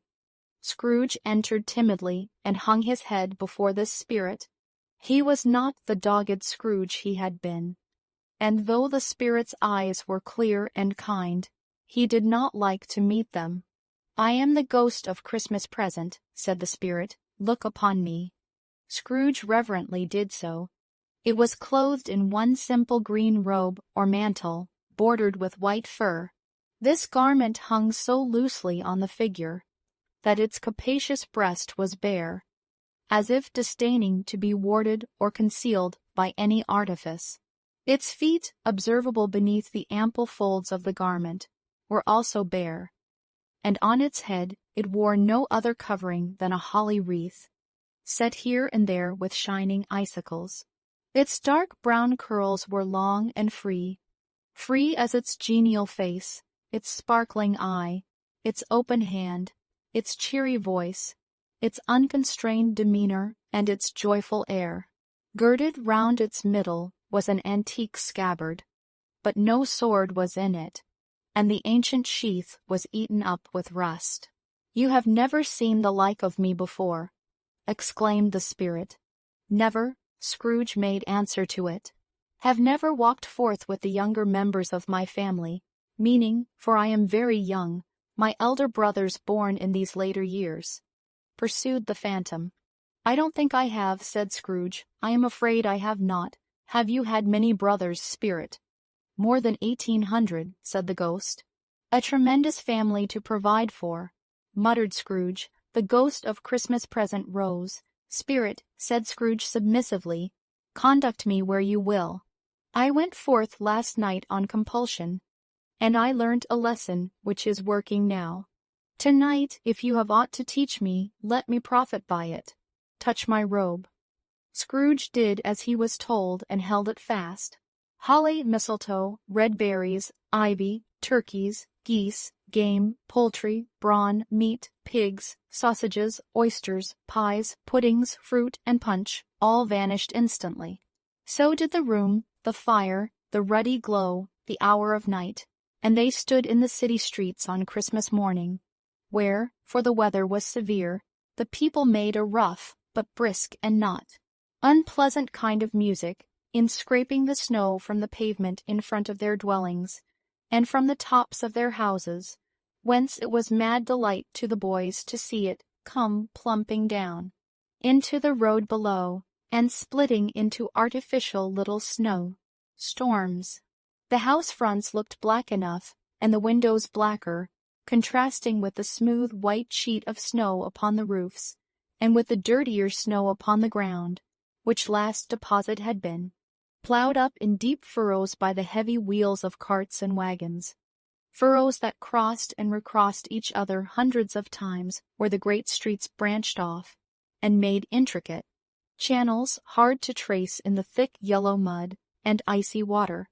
The sky was gloomy, and the shortest streets were choked up with a dingy mist, half thawed, half frozen, whose heavier particles descended in shower of sooty atoms, as if all the chimneys in Great Britain had, by one consent, caught fire, and were blazing away to their dear hearts' content. There was nothing very cheerful in the climate or the town, and yet was there an air of cheerfulness abroad that the clearest summer air and brightest summer sun might have endeavored to diffuse in vain, for the people who were shoveling away on the housetops were jovial and full of glee, calling out to one another from the parapets, and now and then exchanging a facetious snowball. Better-natured missile far than many a wordy jest, laughing heartily if it went right, and not less heartily if it went wrong. The poulterers' shops were still half open, and the fruiterers were radiant in their glory.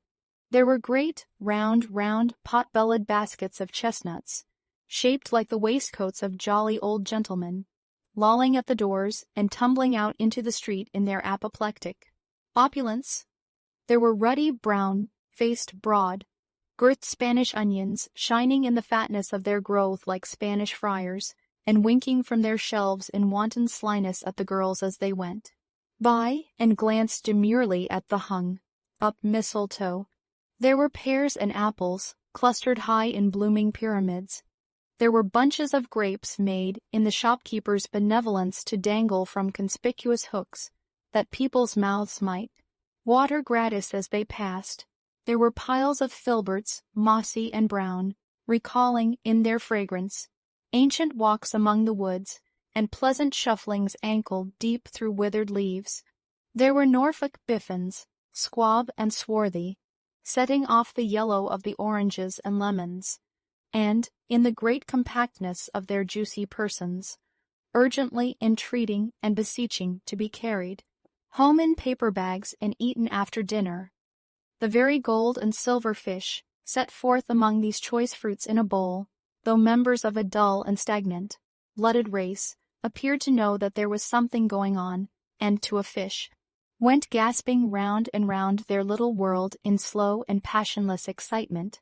The grocers, oh, the grocers, nearly closed, with perhaps 2 shutters down or 1, but through those gaps such glimpses. It was not alone that the scales descending on the counter made a merry sound, or that the twine and roller parted company so briskly, or that the canisters were rattled up and down like juggling tricks, or even that the blended scents of tea and coffee were so grateful to the nose, or even that the raisins were so plentiful and rare, the almonds so extremely white, the sticks of cinnamon so long and straight, the other spices so delicious, the candied fruits so caked and spotted with molten sugar as to make the coldest lookers on feel faint and subsequently bilious. Nor was it that the figs were moist and pulpy, or that the French plums blushed in modest tartness from their highly decorated boxes, or that everything was good to eat and in its Christmas dress. But the customers were all so hurried and so eager in the hopeful promise of the day, that they tumbled up against each other at the door, crashing their wicker baskets wildly, and left their purchases upon the counter, and came running back to fetch them, and committed hundreds of the like mistakes in the best humor possible, while the grocer and his people were so frank and fresh that the polished hearts with which they fastened their aprons behind might have been their own, worn outside for general inspection, and for Christmas daws to peck at if they chose. But soon the steeples called good people all, to church and chapel, and away they came, flocking through the streets in their best clothes, and with their gayest faces. And at the same time there emerged from scores of by streets, lanes, and nameless turnings, innumerable people, carrying their dinners to the baker shops. The sight of these poor revellers appeared to interest the spirit very much, for he stood with Scrooge beside him in a baker's doorway, and taking off the covers as their bearers passed, sprinkled incense on their dinners from his torch. And it was a very uncommon kind of torch, for once or twice when there were angry words between some dinner carriers who had jostled each other, he shed a few drops of water on them from it, and their good humour was restored directly, for they said it was a shame to quarrel upon Christmas Day. And so it was, God love it, so it was. In time the bells ceased, and the bakers were shut up, and yet there was a genial shadowing forth of all these dinners and the progress of their cooking, in the thawed blotch of wet above each baker's oven, where the pavement smoked as if its stones were cooking too. "Is there a peculiar flavour in what you sprinkle from your torch?" asked Scrooge. "There is, my own." "Would it apply to any kind of dinner on this day?" asked Scrooge. "To any kindly given?" "To a poor one most." "Why to a poor one most?" asked Scrooge. "Because it needs it most." "Spirit," said Scrooge after a moment's thought, "I wonder you, of all the beings in the many worlds about us, should desire to cramp these people's opportunities of innocent enjoyment." "Ay," cried the spirit, "you would deprive them of their means of dining every 7th day, often the only day on which they can be said to dine at all," said Scrooge. "Wouldn't you?" "Ay," cried the spirit, "you seek to close these places on the 7th day," said Scrooge. "And it comes to the same thing." "I seek," exclaimed the spirit. "Forgive me if I am wrong. It has been done in your name, or at least in that of your family," said Scrooge. "There are some upon this earth of yours," returned the spirit, "who lay claim to know us, and who do their deeds of passion, pride, ill will, hatred, envy, bigotry, and selfishness in our name, who are as strange to us, and all our kith and kin, as if they had never lived. Remember that, and charge their doings on themselves, not us." Scrooge promised that he would, and they went on, invisible as they had been before, into the suburbs of the town. It was a remarkable quality of the ghost, which Scrooge had observed at the baker's, that notwithstanding his gigantic size, he could accommodate himself to any place with ease, and that he stood beneath a low roof quite as gracefully, and like a supernatural creature, as it was possible he could have done in any lofty hall. And perhaps it was the pleasure the good spirit had in showing off this power of his, or else it was his own kind, generous, hearty nature, and his sympathy with all poor men, that led him straight to Scrooge's clerks, for there he went, and took Scrooge with him, holding to his robe. And on the threshold of the door the spirit smiled, and stopped to bless Bob Cratchit's dwelling with the sprinkling of his torch. Think of that. Bob had but 15 bob a week himself. He pocketed on Saturdays but 15 copies of his Christian name, and yet the ghost of Christmas present blessed his 4-roomed house. Then up rose Mrs. Cratchit, Cratchit's wife, dressed out but poorly in a twice-sterned gown, but brave in ribbons, which are cheap and make a goodly show for 6pence, and she laid the cloth, assisted by Belinda Cratchit, second of her daughters, also brave in ribbons, while Master Peter Cratchit plunged a fork into the saucepan of potatoes, and getting the corners of his monstrous shirt-collar, Bob's private property, conferred upon his son and heir in honor of the day, into his mouth, rejoiced to find himself so gallantly attired, and yearned to show his linen in the fashionable parks. And now 2 smaller Cratchits, boy and girl, came tearing in, screaming that outside the baker's they had smelt the goose, and known it for their own, and basking in luxurious thoughts of sage and onion, these young Cratchits danced about the table, and exalted Master Peter Cratchit to the skies, while he, not proud, although his collars nearly choked him, blew the fire until the slow potatoes bubbling up knocked loudly at the saucepan, lid to be let out and peeled. "What has ever got your precious father, then?" said Mrs. Cratchit. "And your brother, Tiny Tim, and Martha warn't as late last Christmas Day by half an hour. Here's Martha, mother, said a girl, appearing as she spoke. Here's Martha, mother, cried the two young Cratchits. Hurrah! There's such a goose, Martha. Why, bless your heart alive, my dear, how late you are, said Mrs. Cratchit, kissing her a dozen times and taking off her shawl and bonnet for her with officious zeal. We'd a deal of work to finish up last night, replied the girl, and had to clear away this morning, mother. Well, never mind so long as you are come, said Mrs. Cratchit. Sit ye down before the fire, my dear, and have a warm Lord bless ye. No, no, there's father coming, cried the two young Cratchits, who were everywhere at once. Hide, Martha, hide.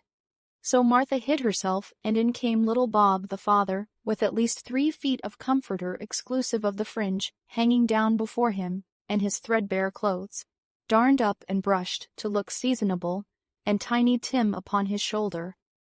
Alas for Tiny Tim, he bore a little crutch, and had his limbs supported by an iron frame. Why, where's our Martha? Cried Bob Cratchit, looking round. Not coming, said Mrs. Cratchit. Not coming, said Bob, with a sudden declension in his high spirits, for he had been Tim's blood horse all the way from church, and had come home rampant. Not coming upon Christmas Day. Martha didn't like to see him disappointed, if it were only in joke, so she came out prematurely from behind the closet door, and ran into his arms while the two young Cratchits hustled Tiny Tim, and bore him off into the wash-house, that he might hear the pudding singing in the copper. And how did little Tim behave? Asked Mrs. Cratchit, when she had rallied Bob on his credulity, and Bob had hugged his daughter to his heart's content. As good as gold, said Bob, and better. Somehow he gets thoughtful, sitting by himself so much, and thinks the strangest things you ever heard. He told me, coming home, that he hoped the people saw him in the church, because he was a cripple, and it might be pleasant to them to remember upon Christmas Day, who made lame beggars walk and blind men see.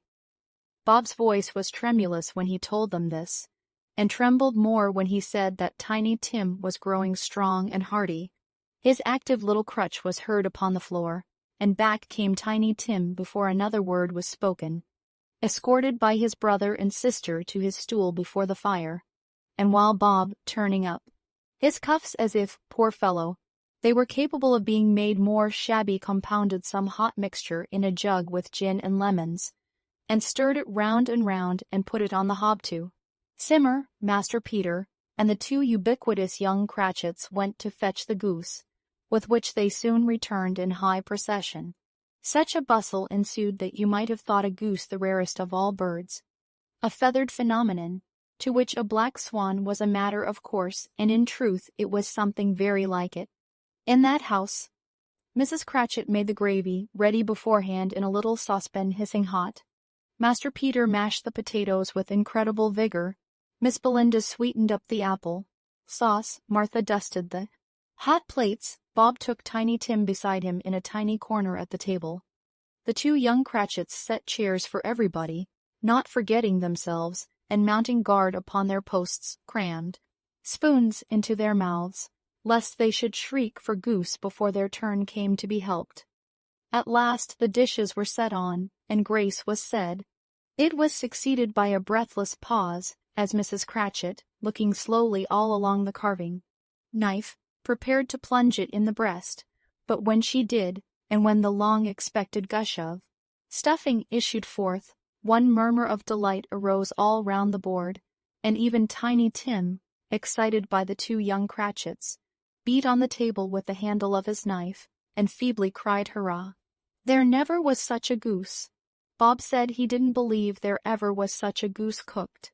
Its tenderness and flavor, size and cheapness, were the themes of universal admiration. Eked out by apple, sauce and mashed potatoes, it was a sufficient dinner for the whole family. Indeed, as Mrs. Cratchit said with great delight, surveying one small atom of a bone upon the dish, they hadn't ate it all at last, yet every one had had enough, and the youngest Cratchits in particular were steeped in sage and onion to the eyebrows. But now, the plates being changed by Miss Belinda, Mrs. Cratchit left the room alone, too nervous to bear witnesses to take the pudding up and bring it in. Suppose it should not be done enough. Suppose it should break in turning out. Suppose somebody should have got over the wall of the back yard and stolen it, while they were merry with the goose, a supposition at which the two young Cratchits became livid.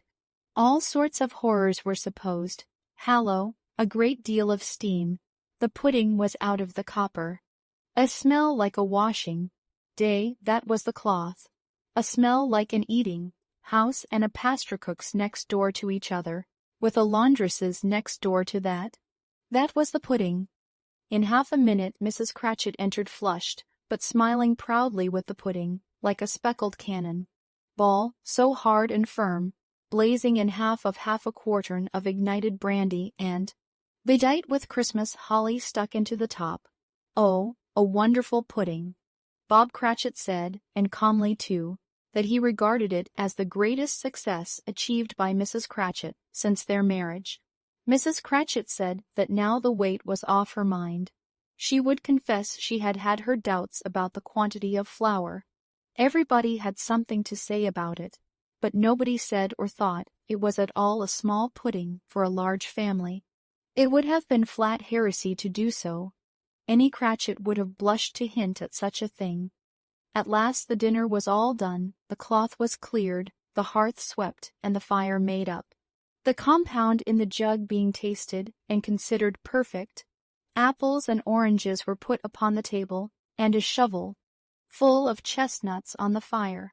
Then all the Cratchit family drew round the hearth, in what Bob Cratchit called a circle, meaning half a one, and at Bob Cratchit's elbow stood the family display of glass, 2 tumblers and a custard cup without a handle.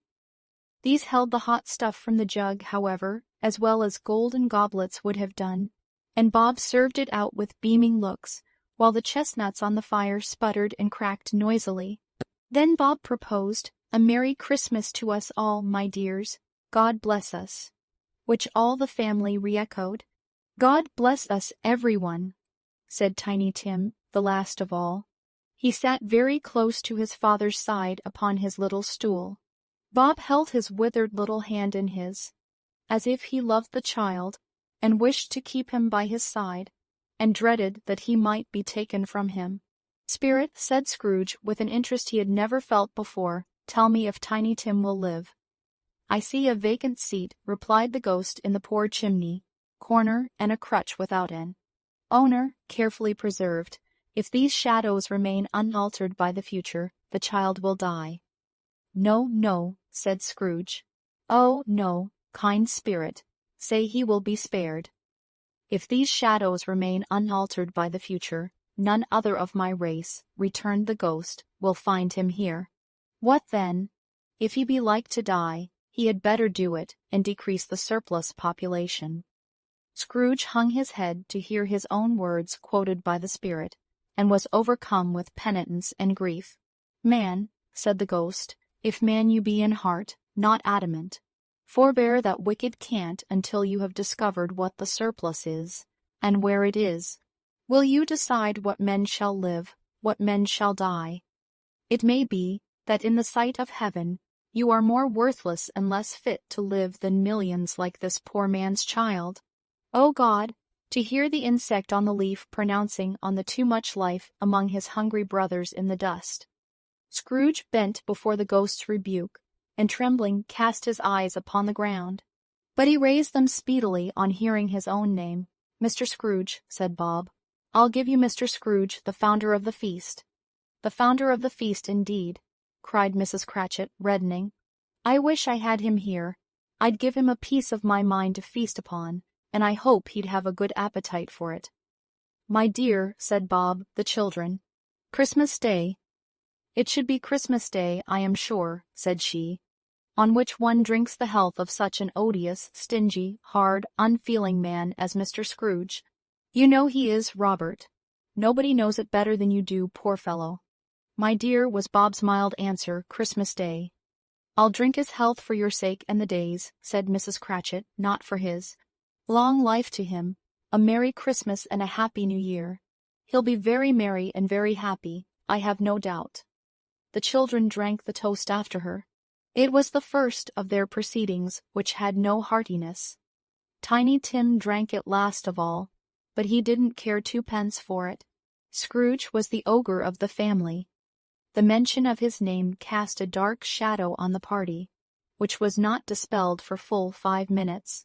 After it had passed away, they were 10 times merrier than before, from the mere relief of Scrooge, the baleful, being done with. Bob Cratchit told them how he had a situation in his eye for Master Peter, which would bring in, if obtained, full 5 and 6 weekly.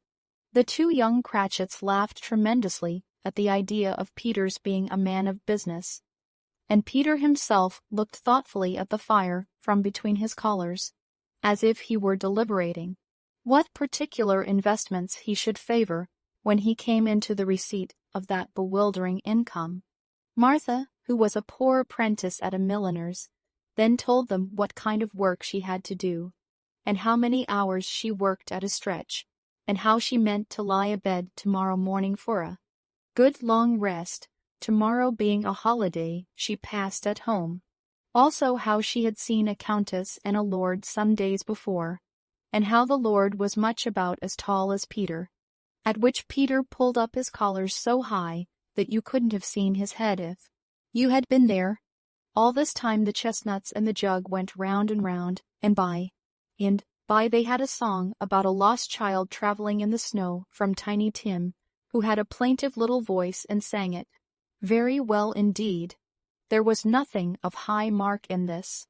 They were not a handsome family, they were not well dressed, their shoes were far from being water-proof, their clothes were scanty, and Peter might have known, and very likely did, the inside of a pawnbroker's, but they were happy, grateful, pleased with one another, and contented with the time, and when they faded, and looked happier yet in the bright sprinklings of the spirit's torch at parting, Scrooge had his eye upon them, and especially on Tiny Tim, until the last. By this time it was getting dark, and snowing pretty heavily, and as Scrooge and the spirit went along the streets, the brightness of the roaring fires in kitchens, parlors, and all sorts of rooms was wonderful. Here the flickering of the blaze showed preparations for a cozy dinner, with hot plates baking through and through before the fire, and deep red curtains, ready to be drawn to shut out cold and darkness. There all the children of the house were running out into the snow to meet their married sisters, brothers, cousins, uncles, aunts, and be the first to greet them. Here again were shadows on the window, blind of guests assembling, and there a group of handsome girls, all hooded and fur-booted, and all chattering at once, tripped lightly off to some near neighbor's house, where, woe upon the single man who saw them enter, artful witches! Well they knew it in a glow.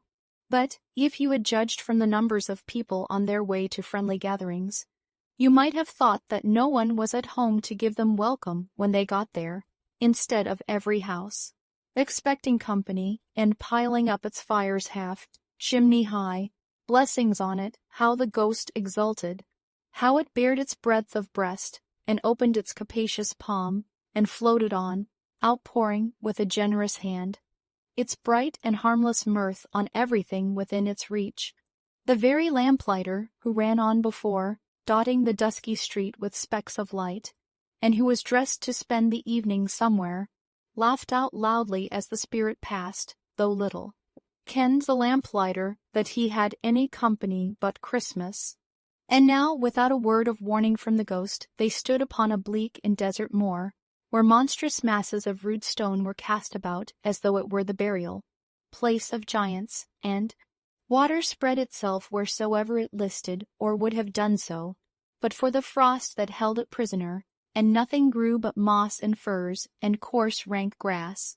Down in the west the setting sun had left a streak of fiery red, which glared upon the desolation for an instant, like a sullen eye, and frowning lower, lower, lower yet, was lost in the thick gloom. Of darkest night, what place is this? Asked Scrooge. A place where miners live, who labor in the bowels of the earth, returned the spirit. But they know me. See, a light shone from the window of a hut, and swiftly they advanced towards it.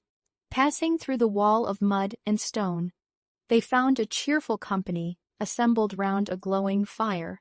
An old man and woman, with their children and their children's children, and another generation beyond that, all decked out gaily in their holiday attire. The old man, in a voice that seldom rose above the howling of the wind upon the barren waste, was singing them a Christmas song. It had been a very old song when he was a boy, and from time to time they all joined in the chorus. So surely as they raised their voices, the old man got quite blithe and loud, and so surely as they stopped, his vigor sank again. The spirit did not tarry here, but bade Scrooge hold his robe, and passing on above the moor, sped whither? Not to sea, to sea. To Scrooge's horror, looking back, he saw the last of the land, a frightful range of rocks behind them, and his ears were deafened by the thundering of water, as it rolled and roared and raged. Among the dreadful caverns it had worn, and fiercely tried to undermine the earth, built upon a dismal reef of sunken rocks, some league or so from shore, on which the waters chafed and dashed, the wild year through. There stood a solitary lighthouse. Great heaps of sea-weed clung to its base, and storm. Birds born of the wind, one might suppose, as sea-weed of the water rose and fell about it, like the waves they skimmed. But even here, 2 men who watched the light had made a fire, that through the loophole in the thick stone wall shed out a ray of brightness on the awful sea. Joining their horny hands over the rough table at which they sat, they wished each other Merry Christmas in their can of grog, and one of them, the elder too, with his face all damaged and scarred with hard weather, as the figure-head of an old ship might be, struck up a sturdy song that was like a gale in itself. Again the ghost sped on, above the black and heaving sea on until, being far away, as he told Scrooge, from any shore, they lighted on a ship. They stood beside the helmsman at the wheel, the look-out in the bow, the officers who had the watch, dark, ghostly figures in their several stations, but every man among them hummed a Christmas tune, or had a Christmas thought, or spoke below his breath to his companion of some bygone Christmas day, with homeward hopes belonging to it.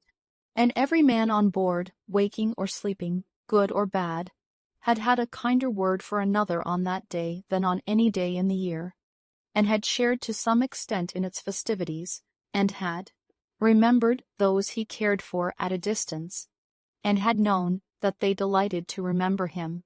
It was a great surprise to Scrooge, while listening to the moaning of the wind, and thinking what a solemn thing it was to move on through the lonely darkness over an unknown abyss, whose depths were secrets as profound as death. It was a great surprise to Scrooge, while thus engaged, to hear a hearty laugh. It was a much greater surprise to Scrooge to recognize it as his own nephew's, and to find himself in a bright, dry, gleaming room, with the spirit standing smiling by his side, and looking at that same nephew with approving affability. "Ha, ha," laughed Scrooge's nephew. "Ha, ha, ha. If you should happen, by any unlikely chance, to know a man more blessed in a laugh than Scrooge's nephew, all I can say is, I should like to know him too. Introduce him to me, and I'll cultivate his acquaintance." It is a fair, even-handed, noble adjustment of things, that while there is infection in disease and sorrow, there is nothing in the world so irresistibly contagious as laughter and good humor. When Scrooge's nephew laughed in this way, holding his sides, rolling his head, and twisting his face into the most extravagant contortions, Scrooge's niece by marriage laughed as heartily as he, and their assembled friends, being not a bit behindhand, roared out lustily, "Ha, ha, ha, ha, ha, ha. He said that Christmas was a humbug, as I live," cried Scrooge's nephew. "He believed it too." "More shame for him, Fred," said Scrooge's niece indignantly. "Bless those women, they never do anything by halves. They are always in earnest. She was very pretty, exceedingly pretty, with a dimpled, surprise-looking capital face, a ripe little mouth that seemed made to be kissed, as no doubt it was. All kinds of good little dots about her chin that melted into one another when she laughed, and the sunniest pair of eyes you ever saw in any little creature's head. Altogether, she was what you would have called provoking, you know, but satisfactory. "He's a comical old fellow," said Scrooge's nephew. "That's the truth, and not so pleasant as he might be. However, his offences carry their own punishment, and I have nothing to say against him." "I'm sure he is very rich, Fred," hinted Scrooge's niece. "At least you always tell me so." "What of that, my dear?" said Scrooge's nephew. "His wealth is of no use to him. He don't do any good with it. He don't make himself comfortable with it. He hasn't the satisfaction of thinking that he is ever going to benefit us with it." "I have no patience with him," observed Scrooge's niece. Scrooge's niece's sisters and all the other ladies expressed the same opinion. "Oh, I have," said Scrooge's nephew. "I am sorry for him. I couldn't be angry with him if I tried, who suffers by his ill whims, himself always. Here he takes it into his head to dislike us, and he won't come and dine with us. What's the consequence? He don't lose much of a dinner." "Indeed, I think he loses a very good dinner," interrupted Scrooge's niece. Everybody else said the same, and they must be allowed to have been competent judges, because they had just had dinner, and with the dessert upon the table, were clustered round the fire by the lamplight. "Well, I'm very glad to hear it," said Scrooge's nephew, "because I haven't great faith in these young housekeepers. What do you say, Topper?" Topper had clearly got his eye upon one of Scrooge's niece's sisters, for he answered that a bachelor was a wretched outcast, who had no right to express an opinion on the subject, whereat Scrooge's niece's sister, the plump one with the lace tucker, not the one with the roses, blushed. "Do go on, Fred," said Scrooge's niece, clapping her hands. "He never finishes what he begins to say. He is such a ridiculous fellow." Scrooge's nephew revelled in another laugh, and as it was impossible to keep the infection off, though the plump sister tried hard to do it with aromatic vinegar, his example was unanimously followed. "I was only going to say," said Scrooge's nephew, "that the consequence of his taking a dislike to us, and not making merry with us, is, as I think, that he loses some pleasant moments which could do him no harm. I am sure he loses pleasanter companions than he can find in his own thoughts, either in his mouldy old office or his dusty chambers. I mean to give him the same chance every year, whether he likes it or not, for I pity him. He may rail at Christmas till he dies, but he can't help thinking better of it. I defy him if he finds me going there, in good temper, year after year, and saying, 'Uncle Scrooge, how are you?' If it only puts him in the vein to leave his poor clerk £50, that's something, and I think I shook him yesterday." It was their turn to laugh now at the notion of his shaking Scrooge, but being thoroughly good-natured, and not much caring what they laughed at, so that they laughed at any rate, he encouraged them in their merriment, and passed the bottle joyously. After tea they had some music, for they were a musical family, and knew what they were about when they sung a glee or catch, I can assure you, especially Topper, who could growl away in the bass like a good one, and never swell the large veins in his forehead, or get red in the face over it. Scrooge's niece played well upon the harp, and played among other tunes a simple little air, a mere nothing. You might learn to whistle it in 2 minutes, which had been familiar to the child who fetched Scrooge from the boarding school, as he had been reminded by the ghost of Christmas past. When this strain of music sounded, all the things that Ghost had shown him came upon his mind. He softened more and more, and thought that if he could have listened to it often, years ago, he might have cultivated the kindnesses of life for his own happiness with his own hands, without resorting to the sexton's spade that buried Jacob Marley. But they didn't devote the whole evening to music. After a while they played at forfeits, for it is good to be children sometimes, and never better than at Christmas, when its mighty founder was a child himself. Stop, there was first a game at blind man's buff. Of course there was. And I no more believe Topper was really blind than I believe he had eyes in his boots.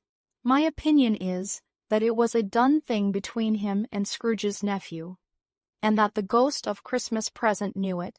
The way he went after that plump sister in the lace tucker was an outrage on the credulity of human nature, knocking down the fire irons, tumbling over the chairs, bumping against the piano, smothering himself among the curtains. Wherever she went, there went he. He always knew where the plump sister was. He wouldn't catch anybody else. If you had fallen up against him, as some of them did, on purpose, he would have made a feint of endeavoring to seize you, which would have been an affront to your understanding, and would instantly have sidled off in the direction of the plump sister. She often cried out that it wasn't fair, and it really was not.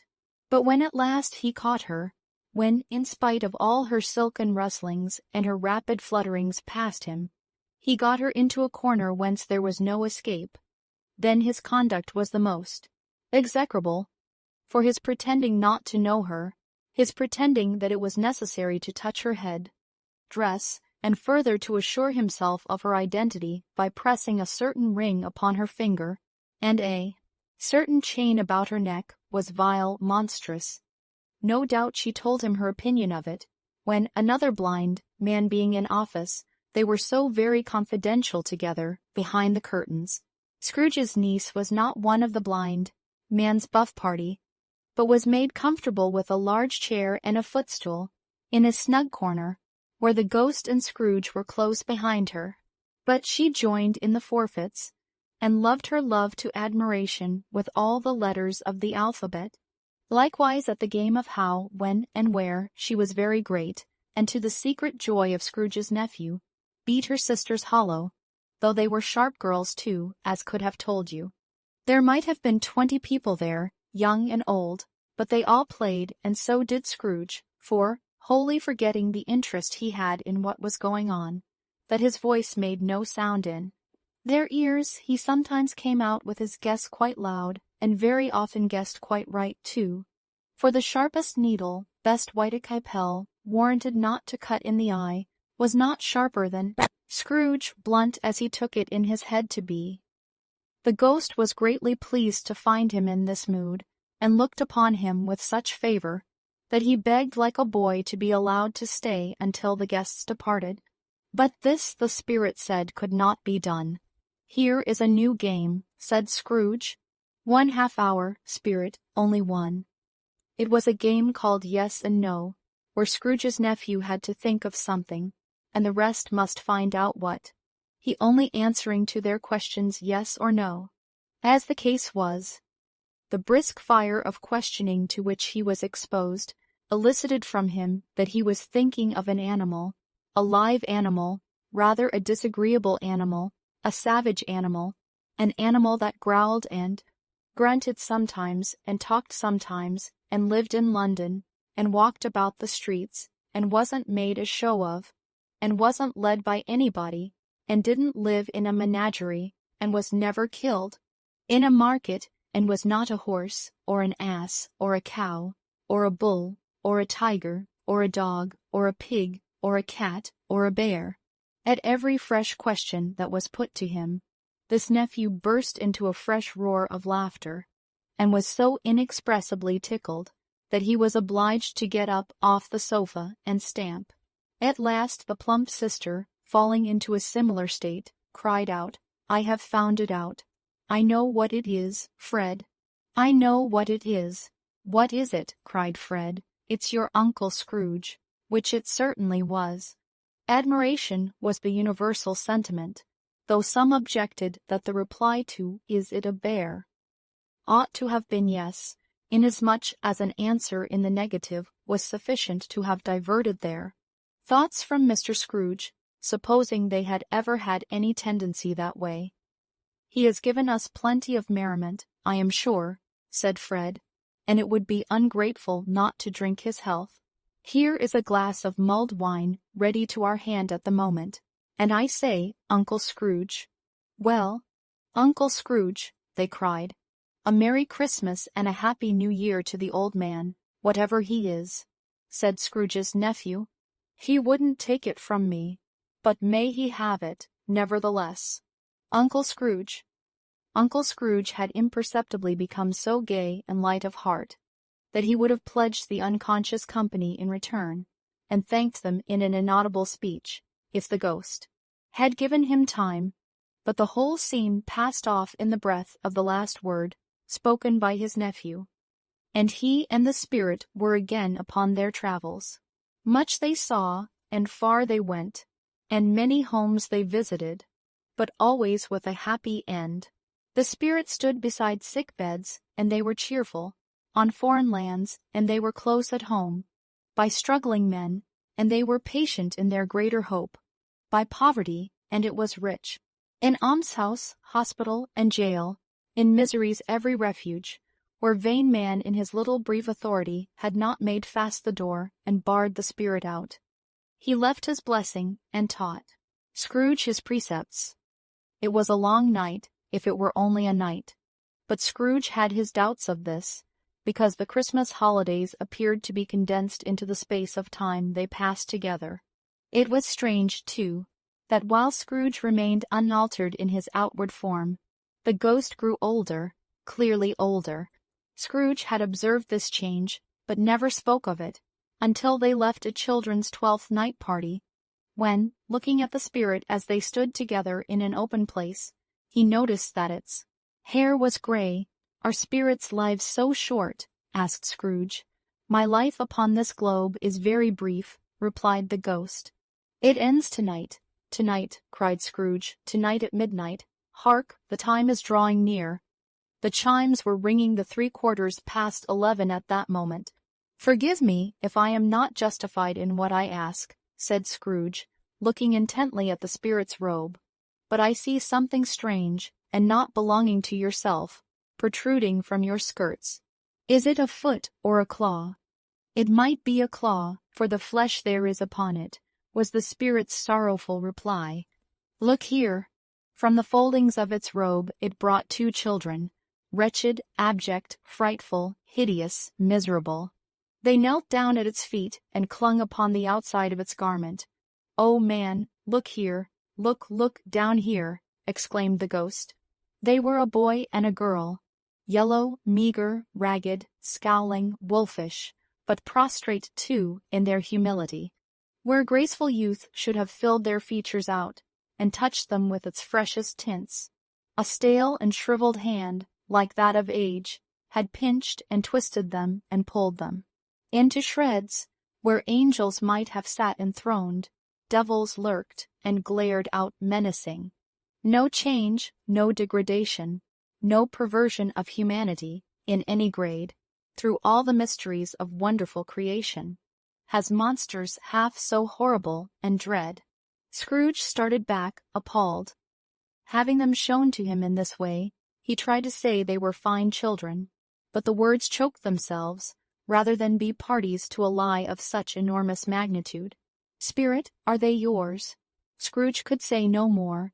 "They are man's," said the spirit, looking down upon them. "And they cling to me, appealing from their fathers. This boy is ignorance, this girl is want. Beware them both and all of their degree, but most of all beware this boy. For on his brow I see that written which is doom, unless the writing be erased." "Deny it," cried the spirit, stretching out its hand towards the city. "Slander those who tell it ye. Admit it for your factious purposes, and make it worse, and abide the end. Have they no refuge or resource?" cried Scrooge. "Are there no prisons?" said the spirit, turning on him for the last time with his own words. "Are there no workhouses?" The bell struck 12. Scrooge looked about him for the ghost, and saw it not. As the last stroke ceased to vibrate, he remembered the prediction of old Jacob Marley, and lifting up his eyes, beheld a solemn phantom, draped and hooded, coming, like a mist along the ground, towards him. Stave 4. The Last of the Spirits. The phantom slowly, gravely, silently approached. When it came, Scrooge bent down upon his knee, for in the very air through which this spirit moved it seemed to scatter gloom and mystery. It was shrouded in a deep black garment, which concealed its head, its face, its form, and left nothing of it visible save one outstretched hand. But for this, it would have been difficult to detach its figure from the night, and separate it from the darkness by which it was surrounded. He felt that it was tall and stately when it came beside him, and that its mysterious presence filled him with a solemn dread. He knew no more, for the spirit neither spoke nor moved. "I am in the presence of the ghost of Christmas yet to come," said Scrooge. The spirit answered not, but pointed onward with its hand. "You are about to show me shadows of the things that have not happened, but will happen in the time before us," Scrooge pursued. "Is that so, spirit?" The upper portion of the garment was contracted for an instant in its folds, as if the spirit had inclined its head. That was the only answer he received. Although well used to ghostly company by this time, Scrooge feared the silent shape so much that his legs trembled beneath him, and he found that he could hardly stand when he prepared to follow it. The spirit pauses a moment, as observing his condition and giving him time to recover. But Scrooge was all the worse for this. It thrilled him with a vague, uncertain horror to know that behind the dusky shroud there were ghostly eyes intently fixed upon him, while he, though he stretched his own to the utmost, could see nothing but a spectral hand and one great heap of black, ghost of the future. He exclaimed, "I fear you more than any spectre I have seen, but as I know your purpose is to do me good, and as I hope to live to be another man from what I was, I am prepared to bear you company, and do it with a thankful heart. Will you not speak to me?" It gave him no reply. The hand was pointed straight before them. "Lead on," said Scrooge. "Lead on, the night is waning fast, and it is precious time to me, I know. Lead on, spirit." The phantom moved away as it had come towards him. Scrooge followed in the shadow of its dress, which bore him up, he thought, and carried him along. They scarcely seemed to enter the city, for the city rather seemed to spring up about them, and encompass them of its own act. But there they were, in the heart of it, on change amongst the merchants, who hurried up and down, and chinked the money in their pockets, and conversed in groups, and looked at their watches, and trifled thoughtfully with their great gold seals, and so forth, as Scrooge had seen them often. The spirit stopped beside one little knot of business men. Observing that the hand was pointed to them, Scrooge advanced to listen to their talk. "No," said a great fat man with a monstrous chin, "I don't know much about it, either way. I only know he's dead." "When did he die?" inquired another. "Last night, I believe." "Why, what was the matter with him?" asked a third, taking a vast quantity of snuff out of a very large snuff-box. "I thought he'd never die." "God knows," said the first, with a yawn. "What has he done with his money?" asked a red-faced gentleman with a pendulous excrescence on the end of his nose, that shook like the gills of a turkey-cock. "I haven't heard," said the man with the large chin, yawning again. "Left it to his company, perhaps." "He hasn't left it to me, that's all I know." This pleasantry was received with a general laugh. "It's likely to be a very cheap funeral," said the same speaker, "for upon my life I don't know of anybody to go to it. Suppose we make up a party and volunteer." "I don't mind going if a lunch is provided," observed the gentleman with the excrescence on his nose. "But I must be fed if I make one." Another laugh. "Well, I am the most disinterested among you after all," said the first speaker, "for I never wear black gloves and I never eat lunch. But I'll offer to go if anybody else will. When I come to think of it, I'm not at all sure that I wasn't his most particular friend, for we used to stop and speak whenever we met. Bye-bye." Speakers and listeners strolled away and mixed with other groups. Scrooge knew the men and looked towards the spirit for an explanation. The phantom glided on into a street. Its finger pointed to two persons meeting. Scrooge listened again, thinking that the explanation might lie here. He knew these men also perfectly. They were men of business, very wealthy and of great importance. He had made a point always of standing well in their esteem. In a business point of view, that is. Strictly in a business point of view. "How are you?" said one. "How are you?" returned the other. "Well," said the first, "Old Scratch has got his own at last, hey?" "So I am told," returned the second. "Cold, isn't it? Seasonable for Christmas time. You're not a skater, I suppose?" "No, no, something else to think of." "Good morning." Not another word. That was their meeting, their conversation, and their parting. Scrooge was at first inclined to be surprised that the spirit should attach importance to conversations apparently so trivial. But feeling assured that they must have some hidden purpose, he set himself to consider what it was likely to be. They could scarcely be supposed to have any bearing on the death of Jacob, his old partner, for that was past, and this ghost's province was the future. Nor could he think of anyone immediately connected with himself, to whom he could apply them, but nothing doubting that to whomsoever they applied they had some latent moral for his own improvement. He resolved to treasure up every word he heard, and everything he saw, and especially to observe the shadow of himself when it appeared, for he had an expectation that the conduct of his future self would give him the clue he missed, and would render the solution of these riddles easy. He looked about in that very place for his own image, but another man stood in his accustomed corner, and though the clock pointed to his usual time of day for being there, he saw no likeness of himself among the multitudes that poured in through the porch. It gave him little surprise, however, for he had been revolving in his mind a change of life, and thought and hoped he saw his new-born resolutions carried out in this. Quiet and dark, beside him stood the phantom, with its outstretched hand. When he roused himself from his thoughtful quest, he fancied from the turn of the hand, and its situation in reference to himself, that the unseen eyes were looking at him keenly. It made him shudder and feel very cold. They left the busy scene and went into an obscure part of the town, where Scrooge had never penetrated before, although he recognized its situation and its bad repute.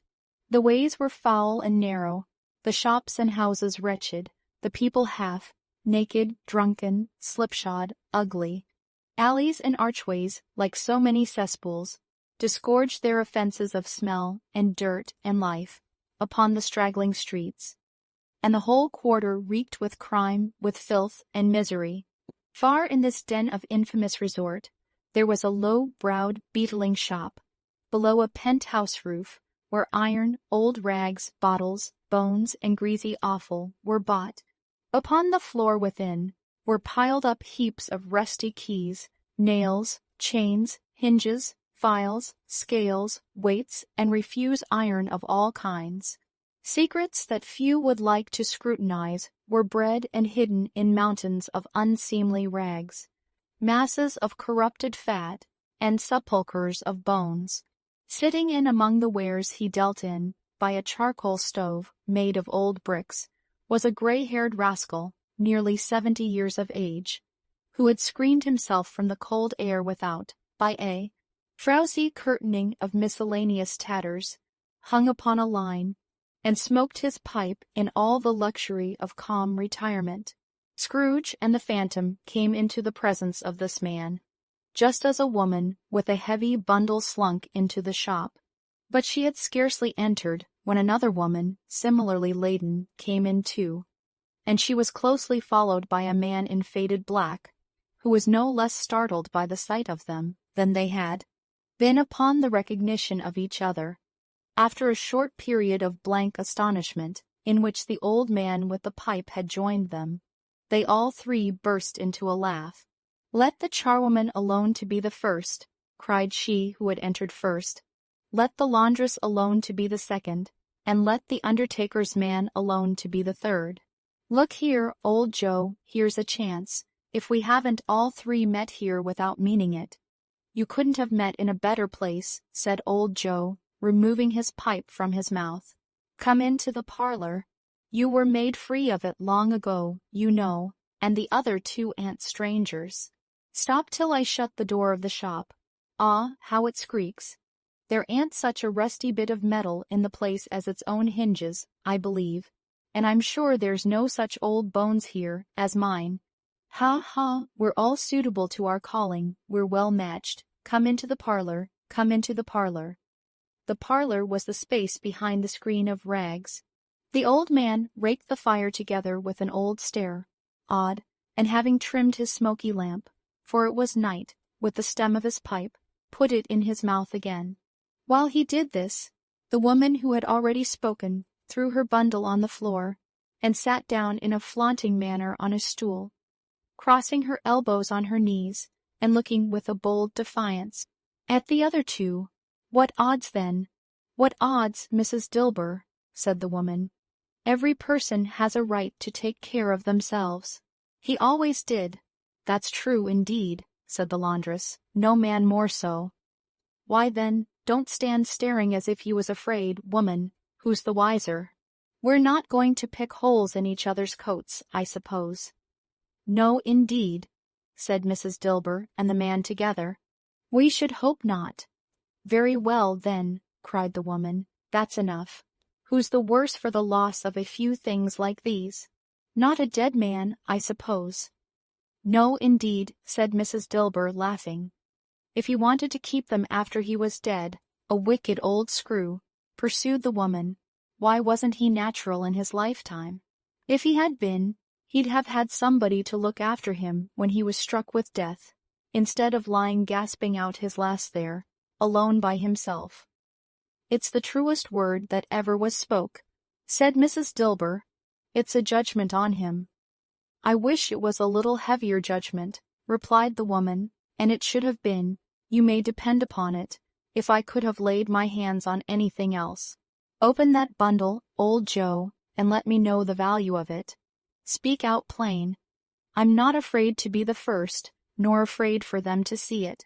We know pretty well that we were helping ourselves before we met here, I believe. It's no sin. Open the bundle, Joe. But the gallantry of her friends would not allow of this, and the man in faded black, mounting the breach first, produced his plunder. It was not extensive. A seal or two, a pencil, case, a pair of sleeve, buttons, and a brooch of no great value were all. They were severally examined and appraised by old Joe, who chalked the sums he was disposed to give for each upon the wall, and added them up into a total when he found there was nothing more to. Come, that's your account, said Joe, and I wouldn't give another sixpence, if I was to be boiled for not doing it. Who's next? Mrs. Dilber was next. Sheets and towels, a little wearing apparel, 2 old-fashioned silver teaspoons, a pair of sugar, tongs, and a few boots. Her account was stated on the wall in the same manner. I always give too much to ladies.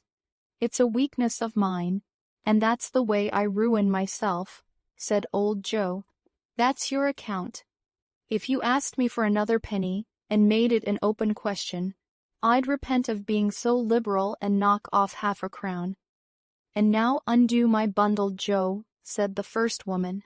Joe went down on his knees for the greater convenience of opening it, and having unfastened a great many knots, dragged out a large and heavy roll of some dark stuff. What do you call this? Said Joe. Bed. Curtains. Ah, returned the woman, laughing and leaning forward on her crossed arms. Bed, curtains. You don't mean to say you took them down, rings and all, with him lying there, said Joe. Yes, I do, replied the woman. Why not? You were born to make your fortune, said Joe, and you'll certainly do it. I certainly shan't hold my hand when I can get anything in it by reaching it out, for the sake of such a man as he was, I promise you, Joe, returned the woman coolly. Don't drop that oil upon the blankets now. His blankets? Asked Joe. Whose else's do you think? Replied the woman. He isn't likely to take cold without them, I dare say. I hope he didn't die of anything catching. Said old Joe, stopping in his work and looking up. "Don't you be afraid of that," returned the woman. "I ain't so fond of his company that I'd loiter about him for such things if he did. Ah, you may look through that shirt till your eyes ache, but you won't find a hole in it, nor a threadbare place. It's the best he had, and a fine one too. They'd have wasted it if it hadn't been for me." "What do you call wasting of it?" asked old Joe. "Putting it on him to be buried in, to be sure," replied the woman with a laugh. "Somebody was fool enough to do it, but I took it off again. If calico ain't good enough for such a purpose, it isn't good enough for anything. It's quite as becoming to the body. He can't look uglier than he did in that one." Scrooge listened to this dialogue in horror. As they sat grouped about their spoil, in the scanty light afforded by the old man's lamp, he viewed them with a detestation and disgust, which could hardly have been greater, though the demons, marketing the corpse itself, "Ha ha," laughed the same woman, when old Joe, producing a flannel bag with money in it, told out their several gains upon the ground. "This is the end of it, you see. He frightened every one away from him when he was alive, to profit us when he was dead." "Ha, ha, ha, spirit," said Scrooge, shuddering from head to foot. I see. The case of this unhappy man might be my own. My life tends that way now. Merciful heaven, what is this?" He recoiled in terror, for the scene had changed, and now he almost touched a bed, a bare, uncurtained bed, on which, beneath a ragged sheet, there lay a something, covered up, which, though it was dumb, announced itself in awful language. The room was very dark, too dark to be observed with any accuracy, though Scrooge glanced round it in obedience to a secret impulse, anxious to know what kind of room it was. A pale light, rising in the outer air, fell straight upon the bed, and on it, plundered and bereft, unwatched, unwept, uncared for, was the body of this man. Scrooge glanced towards the phantom. Its steady hand was pointed to the head. The cover was so carelessly adjusted that the slightest raising of it, the motion of a finger upon Scrooge's part, would have disclosed the face. He thought of it, felt how easy it would be to do, and longed to do it, but had no more power to withdraw the veil than to dismiss the spectre at his side. "O cold, cold, rigid, dreadful death, set up thine altar here, and dress it with such terrors as thou hast at thy command. For this is thy dominion. But of the loved, revered, and honored head, thou canst not turn one hair to thy dread purposes, or make one feature odious. It is not that the hand is heavy and will fall down when released. It is not that the heart and pulse are still, but that the hand was open, generous, and true, the heart brave, warm, and tender, and the pulse a man's. Strike, shadow, strike, and see his good deeds springing from the wound, to sow the world with life immortal." No voice pronounced these words in Scrooge's ears, and yet he heard them when he looked upon the bed. He thought, if this man could be raised up now, what would be his foremost thoughts? Avarice, hard dealing, griping cares. They have brought him to a rich end truly. He lay in the dark empty house with not a man, a woman, or a child, to say that he was kind to me in this or that, and for the memory of one kind word I will be kind to him. A cat was tearing at the door, and there was a sound of gnawing rats beneath the hearth stone. What they wanted in the room of death, and why they were so restless and disturbed, Scrooge did not dare to think. "Spirit," he said, "this is a fearful place. In leaving it, I shall not leave its lesson. Trust me. Let us go." Still the ghost pointed with an unmoved finger to the head. "I understand you," Scrooge returned, "and I would do it, if I could. But I have not the power, spirit. I have not the power." Again it seemed to look upon him.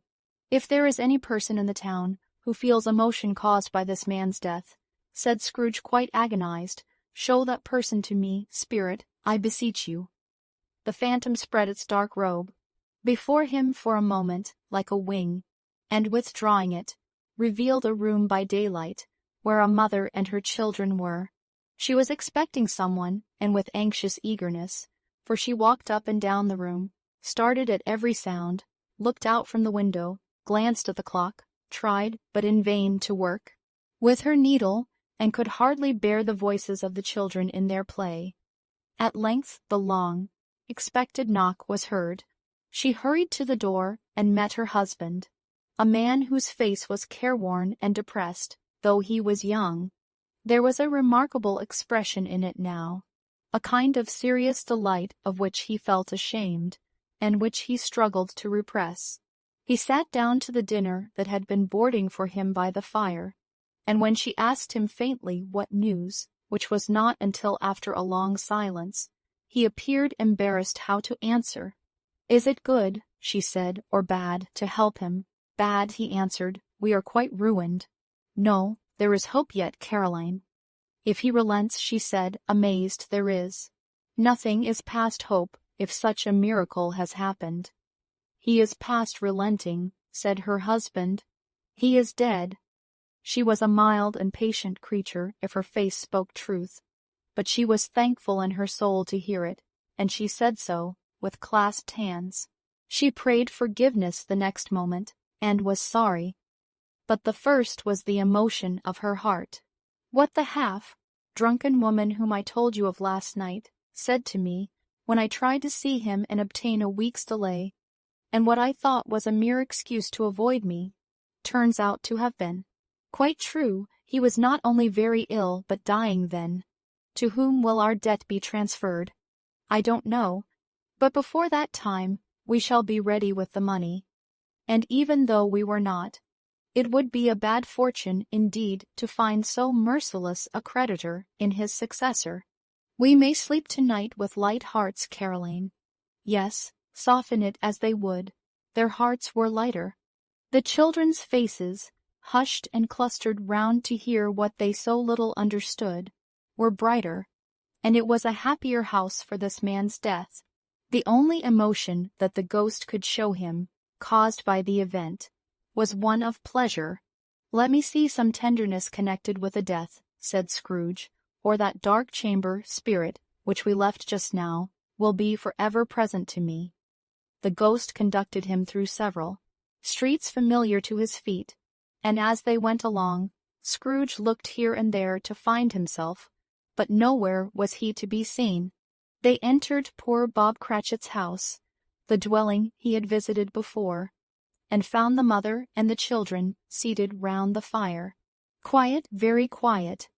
The noisy little Cratchits were as still as statues in one corner, and sat looking up at Peter, who had a book before him. The mother and her daughters were engaged in sewing, but surely they were very quiet, and he took a child and set him in the midst of them. Where had Scrooge heard those words? He had not dreamed them. The boy must have read them out, as he and the spirit crossed the threshold. Why did he not go on? The mother laid her work upon the table, and put her hand up to her face. "The color hurts my eyes," she said. "The color? Ah, poor Tiny Tim! They're better now again," said Cratchit's wife. "It makes them weak by candle light, and I wouldn't show weak eyes to your father when he comes home, for the world. It must be near his time." "Past it rather," Peter answered, shutting up his book. "But I think he has walked a little slower than he used, these few last evenings, mother." They were very quiet again. At last she said, and in a steady, cheerful voice that only faltered once, I have known him walk with Tiny Tim upon his shoulder, very fast indeed." "And so have I," cried Peter, often. "And so have I," exclaimed another, "so had all." "But he was very light to carry," she resumed, intent upon her work, "and his father loved him so, that it was no trouble, no trouble. And there is your father at the door." She hurried out to meet him, and little Bob in his comforter, he had need of it, poor fellow, came in. His tea was ready for him on the hob, and they all tried who should help him to it most. Then the two young Cratchits got upon his knees and laid, each child a little cheek against his face, as if they said, "Don't mind it, father. Don't be grieved." Bob was very cheerful with them, and spoke pleasantly to all the family. He looked at the work upon the table, and praised the industry and speed of Mrs. Cratchit and the girls. They would be done long before Sunday, he said. Sunday, you went today, then, Robert, said his wife. Yes, my dear, returned Bob. I wish you could have gone. It would have done you good to see how green a place it is. But you'll see it often. I promised him that I would walk there on a Sunday. My little child, cried Bob. My little child. He broke down all at once. He couldn't help it. If he could have helped it, he and his child would have been farther apart perhaps than they were. He left the room, and went upstairs into the room above, which was lighted cheerfully and hung with Christmas. There was a chair set close beside the child, and there were signs of someone having been there lately. Poor Bob sat down in it, and when he had thought a little and composed himself, he kissed the little face. He was reconciled to what had happened, and went down again quite happy. They drew about the fire and talked, the girls and mother working still. Bob told them of the extraordinary kindness of Mr. Scrooge's nephew, whom he had scarcely seen but once, and who, meeting him in the street that day, and seeing that he looked a little just a little down, you know, said Bob, inquired what had happened to distress him. On which, said Bob, for he is the pleasantest spoken gentleman you ever heard, I told him. I am heartily sorry for it, Mr. Cratchit, he said, and heartily sorry for your good wife. By the by, how he ever knew that, I don't know. Knew what, my dear? Why, that you were a good wife, replied Bob.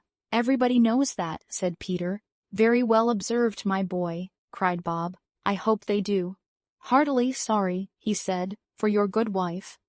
If I can be of service to you in any way, he said, giving me his card, that's where I live. Pray come to me. Now it wasn't, cried Bob, for the sake of anything he might be able to do for us, so much as for his kind way, that this was quite delightful. It really seemed as if he had known our Tiny Tim, and felt with us. I'm sure he's a good soul, said Mrs. Cratchit. You would be sure of it, my dear, returned Bob, if you saw and spoke to him. I shouldn't be at all surprised, mark what I say, if he got Peter a better situation. Only hear that, Peter, said Mrs. Cratchit. And then, cried one of the girls, Peter will be keeping company with someone and setting up for himself. Get along with you, retorted Peter, grinning. It's just as likely as not, said Bob, one of these days. Though there's plenty of time for that, my dear. But however and whenever we part from one another, I am sure we shall none of us forget poor Tiny Tim, shall we, or this first parting that there was among us. Never, father, cried they all. And I know, said Bob, I know, my dears, that when we recollect how patient and how mild he was, although he was a little child, we shall not quarrel easily among ourselves and forget poor Tiny Tim in doing it. No, never, father, they all cried again. I am very happy, said little Bob, I am very happy. Mrs. Cratchit kissed him, his daughters kissed him, the two young Cratchits kissed him, and Peter and himself shook hands. Spirit of Tiny Tim, thy childish essence was from God. Spectre, said Scrooge, something informs me that our parting moment is at hand. I know it, but I know not how. Tell me what man that was whom we saw lying dead.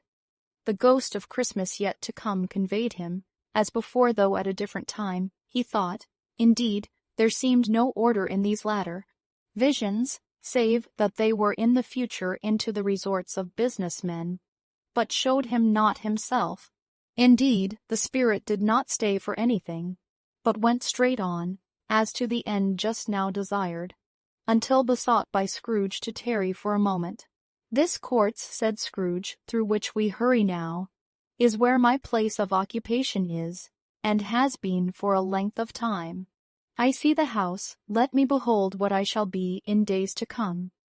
The spirit stopped, the hand was pointed elsewhere. The house is yonder, Scrooge exclaimed. Why do you point away? The inexorable finger underwent no change. Scrooge hastened to the window of his office and looked in. It was an office still, but not his. The furniture was not the same, and the figure in the chair was not himself. The phantom pointed as before. He joined it once again, and wondering why and whither he had gone, accompanied it until they reached an iron gate. He paused to look round before entering, a churchyard. Here, then, the wretched man whose name he had now to learn, lay underneath the ground. It was a worthy place, walled in by houses, overrun by grass and weeds, the growth of vegetation's death, not life, choked up with too much varying, fat with repleted appetite. A worthy place. The spirit stood among the graves and pointed down to one. He advanced towards it trembling. The phantom was exactly as it had been, but he dreaded that he saw new meaning in its solemn shape. "Before I draw nearer to that stone to which you point," said Scrooge, "answer me one question. Are these the shadows of the things that will be, or are they shadows of things that may be, only?" Still the ghost pointed downward to the grave by which it stood. "Men's courses will foreshadow certain ends, to which, if persevered in, they must lead," said Scrooge.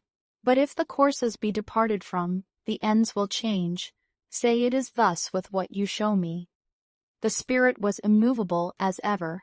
Scrooge crept towards it, trembling as he went, and following the finger, read upon the stone of the neglected grave his own name, Ebenezer Scrooge. "Am I that man who lay upon the bed?" he cried upon his knees. The finger pointed from the grave to him, and back again. "No, spirit, oh no, no." The finger still was there. "Spirit," he cried, tight clutching at its robe, "hear me. I am not the man I was. I will not be the man I must have been but for this intercourse. Why show me this, if I am past all hope?" For the first time the hand appeared to shake. "Good spirit," he pursued, as down upon the ground he fell before it, "your nature intercedes for me, and pities me. Assure me that I yet may change these shadows you have shown me, by an altered life." The kind hand trembled. "I will honor Christmas in my heart, and try to keep it all the year. I will live in the past, the present, and the future. The spirits of all three shall strive within me. I will not shut out the lessons that they teach. Oh, tell me I may sponge away the writing on this stone." In his agony he caught the spectral hand. It sought to free itself, but he was strong in his entreaty, and detained it. The spirit, stronger yet, repulsed him, holding up his hands in a last prayer to have his fate reversed. He saw an alteration in the phantom's hood and dress. It shrunk, collapsed, and dwindled down into a bedpost. Stave 5, the end of it, yes, and the bedpost was his own. The bed was his own. The room was his own. Best and happiest of all, the time before him was his own, to make amends in. "I will live in the past, the present, and the future," Scrooge repeated as he scrambled out of bed. "The spirits of all three shall strive within me. O Jacob Marley, heaven, and the Christmas time be praised for this. I say it on my knees, old Jacob, on my knees." He was so fluttered and so glowing with his good intentions that his broken voice would scarcely answer to his call. He had been sobbing violently in his conflict with the spirit, and his face was wet with tears. "They are not torn down," cried Scrooge, folding one of his bed curtains in his arms. "They are not torn down, rings and all. They are here. I am here. The shadows of the things that would have been may be dispelled. They will be. I know they will." His hands were busy with his garments all this time, turning them inside out, putting them on upside down, tearing them, mislaying them, making them parties to every kind of extravagance. "I don't know what to do," cried Scrooge, laughing and crying in the same breath, and making a perfect laocoon of himself with his stockings. "I am as light as a feather. I am as happy as an angel. I am as merry as a schoolboy. I am as giddy as a drunken man. A Merry Christmas to everybody. A Happy New Year to all the world. Hallo here, whoop, hallo." He had frisked into the sitting room and was now standing there, perfectly winded. "There's the saucepan that the gruel was in," cried Scrooge, starting off again, and going round the fireplace.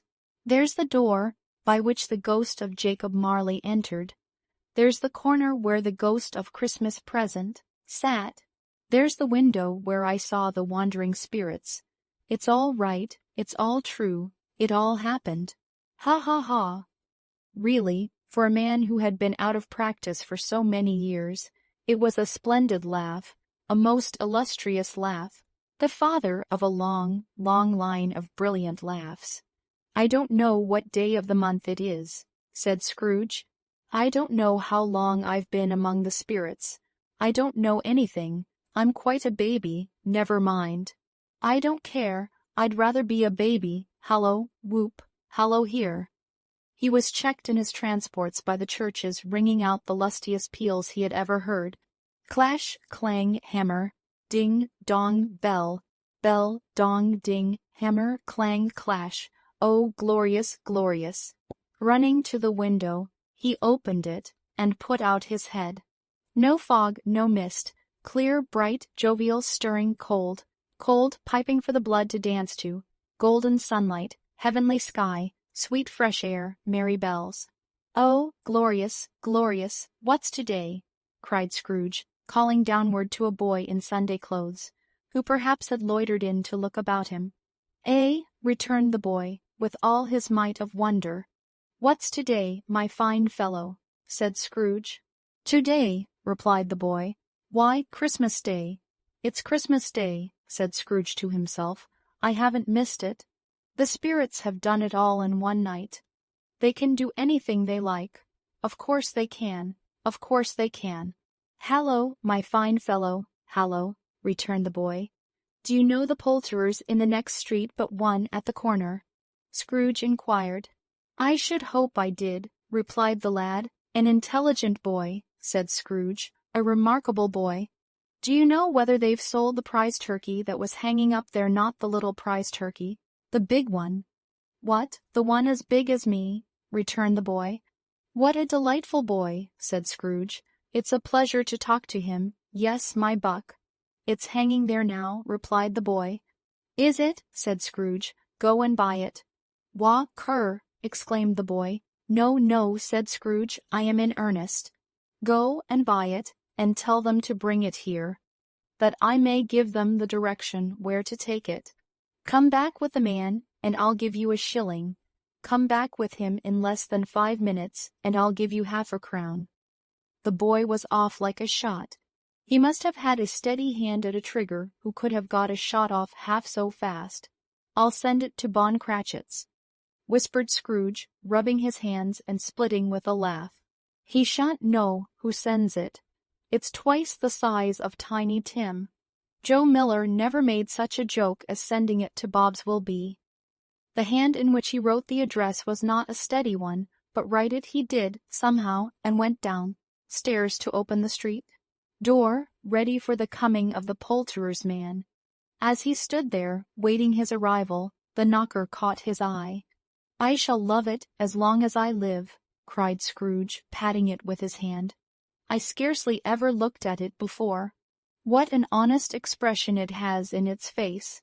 It's a wonderful knocker. Here's the turkey. Hallo. Whoop, how are you? Merry Christmas. It was a turkey. He never could have stood upon his legs, that bird.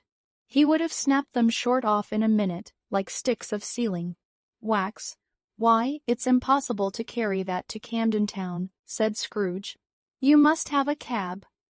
The chuckle with which he said this, and the chuckle with which he paid for the turkey, and the chuckle with which he paid for the cab, and the chuckle with which he recompensed the boy, were only to be exceeded by the chuckle with which he sat down breathless in his chair again, and chuckled till he cried. Shaving was not an easy task, for his hand continued to shake very much, and shaving requires attention, even when you don't dance while you are at it. But if he had cut the end of his nose off, he would have put a piece of sticking plaster over it, and been quite satisfied. He dressed himself all in his best, and at last got out into the streets. The people were by this time pouring forth, as he had seen them with the ghost of Christmas Present, and walking with his hands behind him, Scrooge regarded every one with a delighted smile. He looked so irresistibly pleasant, in a word, that 3 or 4 good-humored fellows said, "Good morning, sir. A Merry Christmas to you." And Scrooge said often afterwards that of all the blithe sounds he had ever heard, those were the blithest in his ears. He had not gone far, when coming on towards him he beheld the portly gentleman, who had walked into his counting-house the day before, and said, "Scrooge and Marley's, I believe." It sent a pang across his heart to think how this old gentleman would look upon him when they met. But he knew what path lay straight before him, and he took it.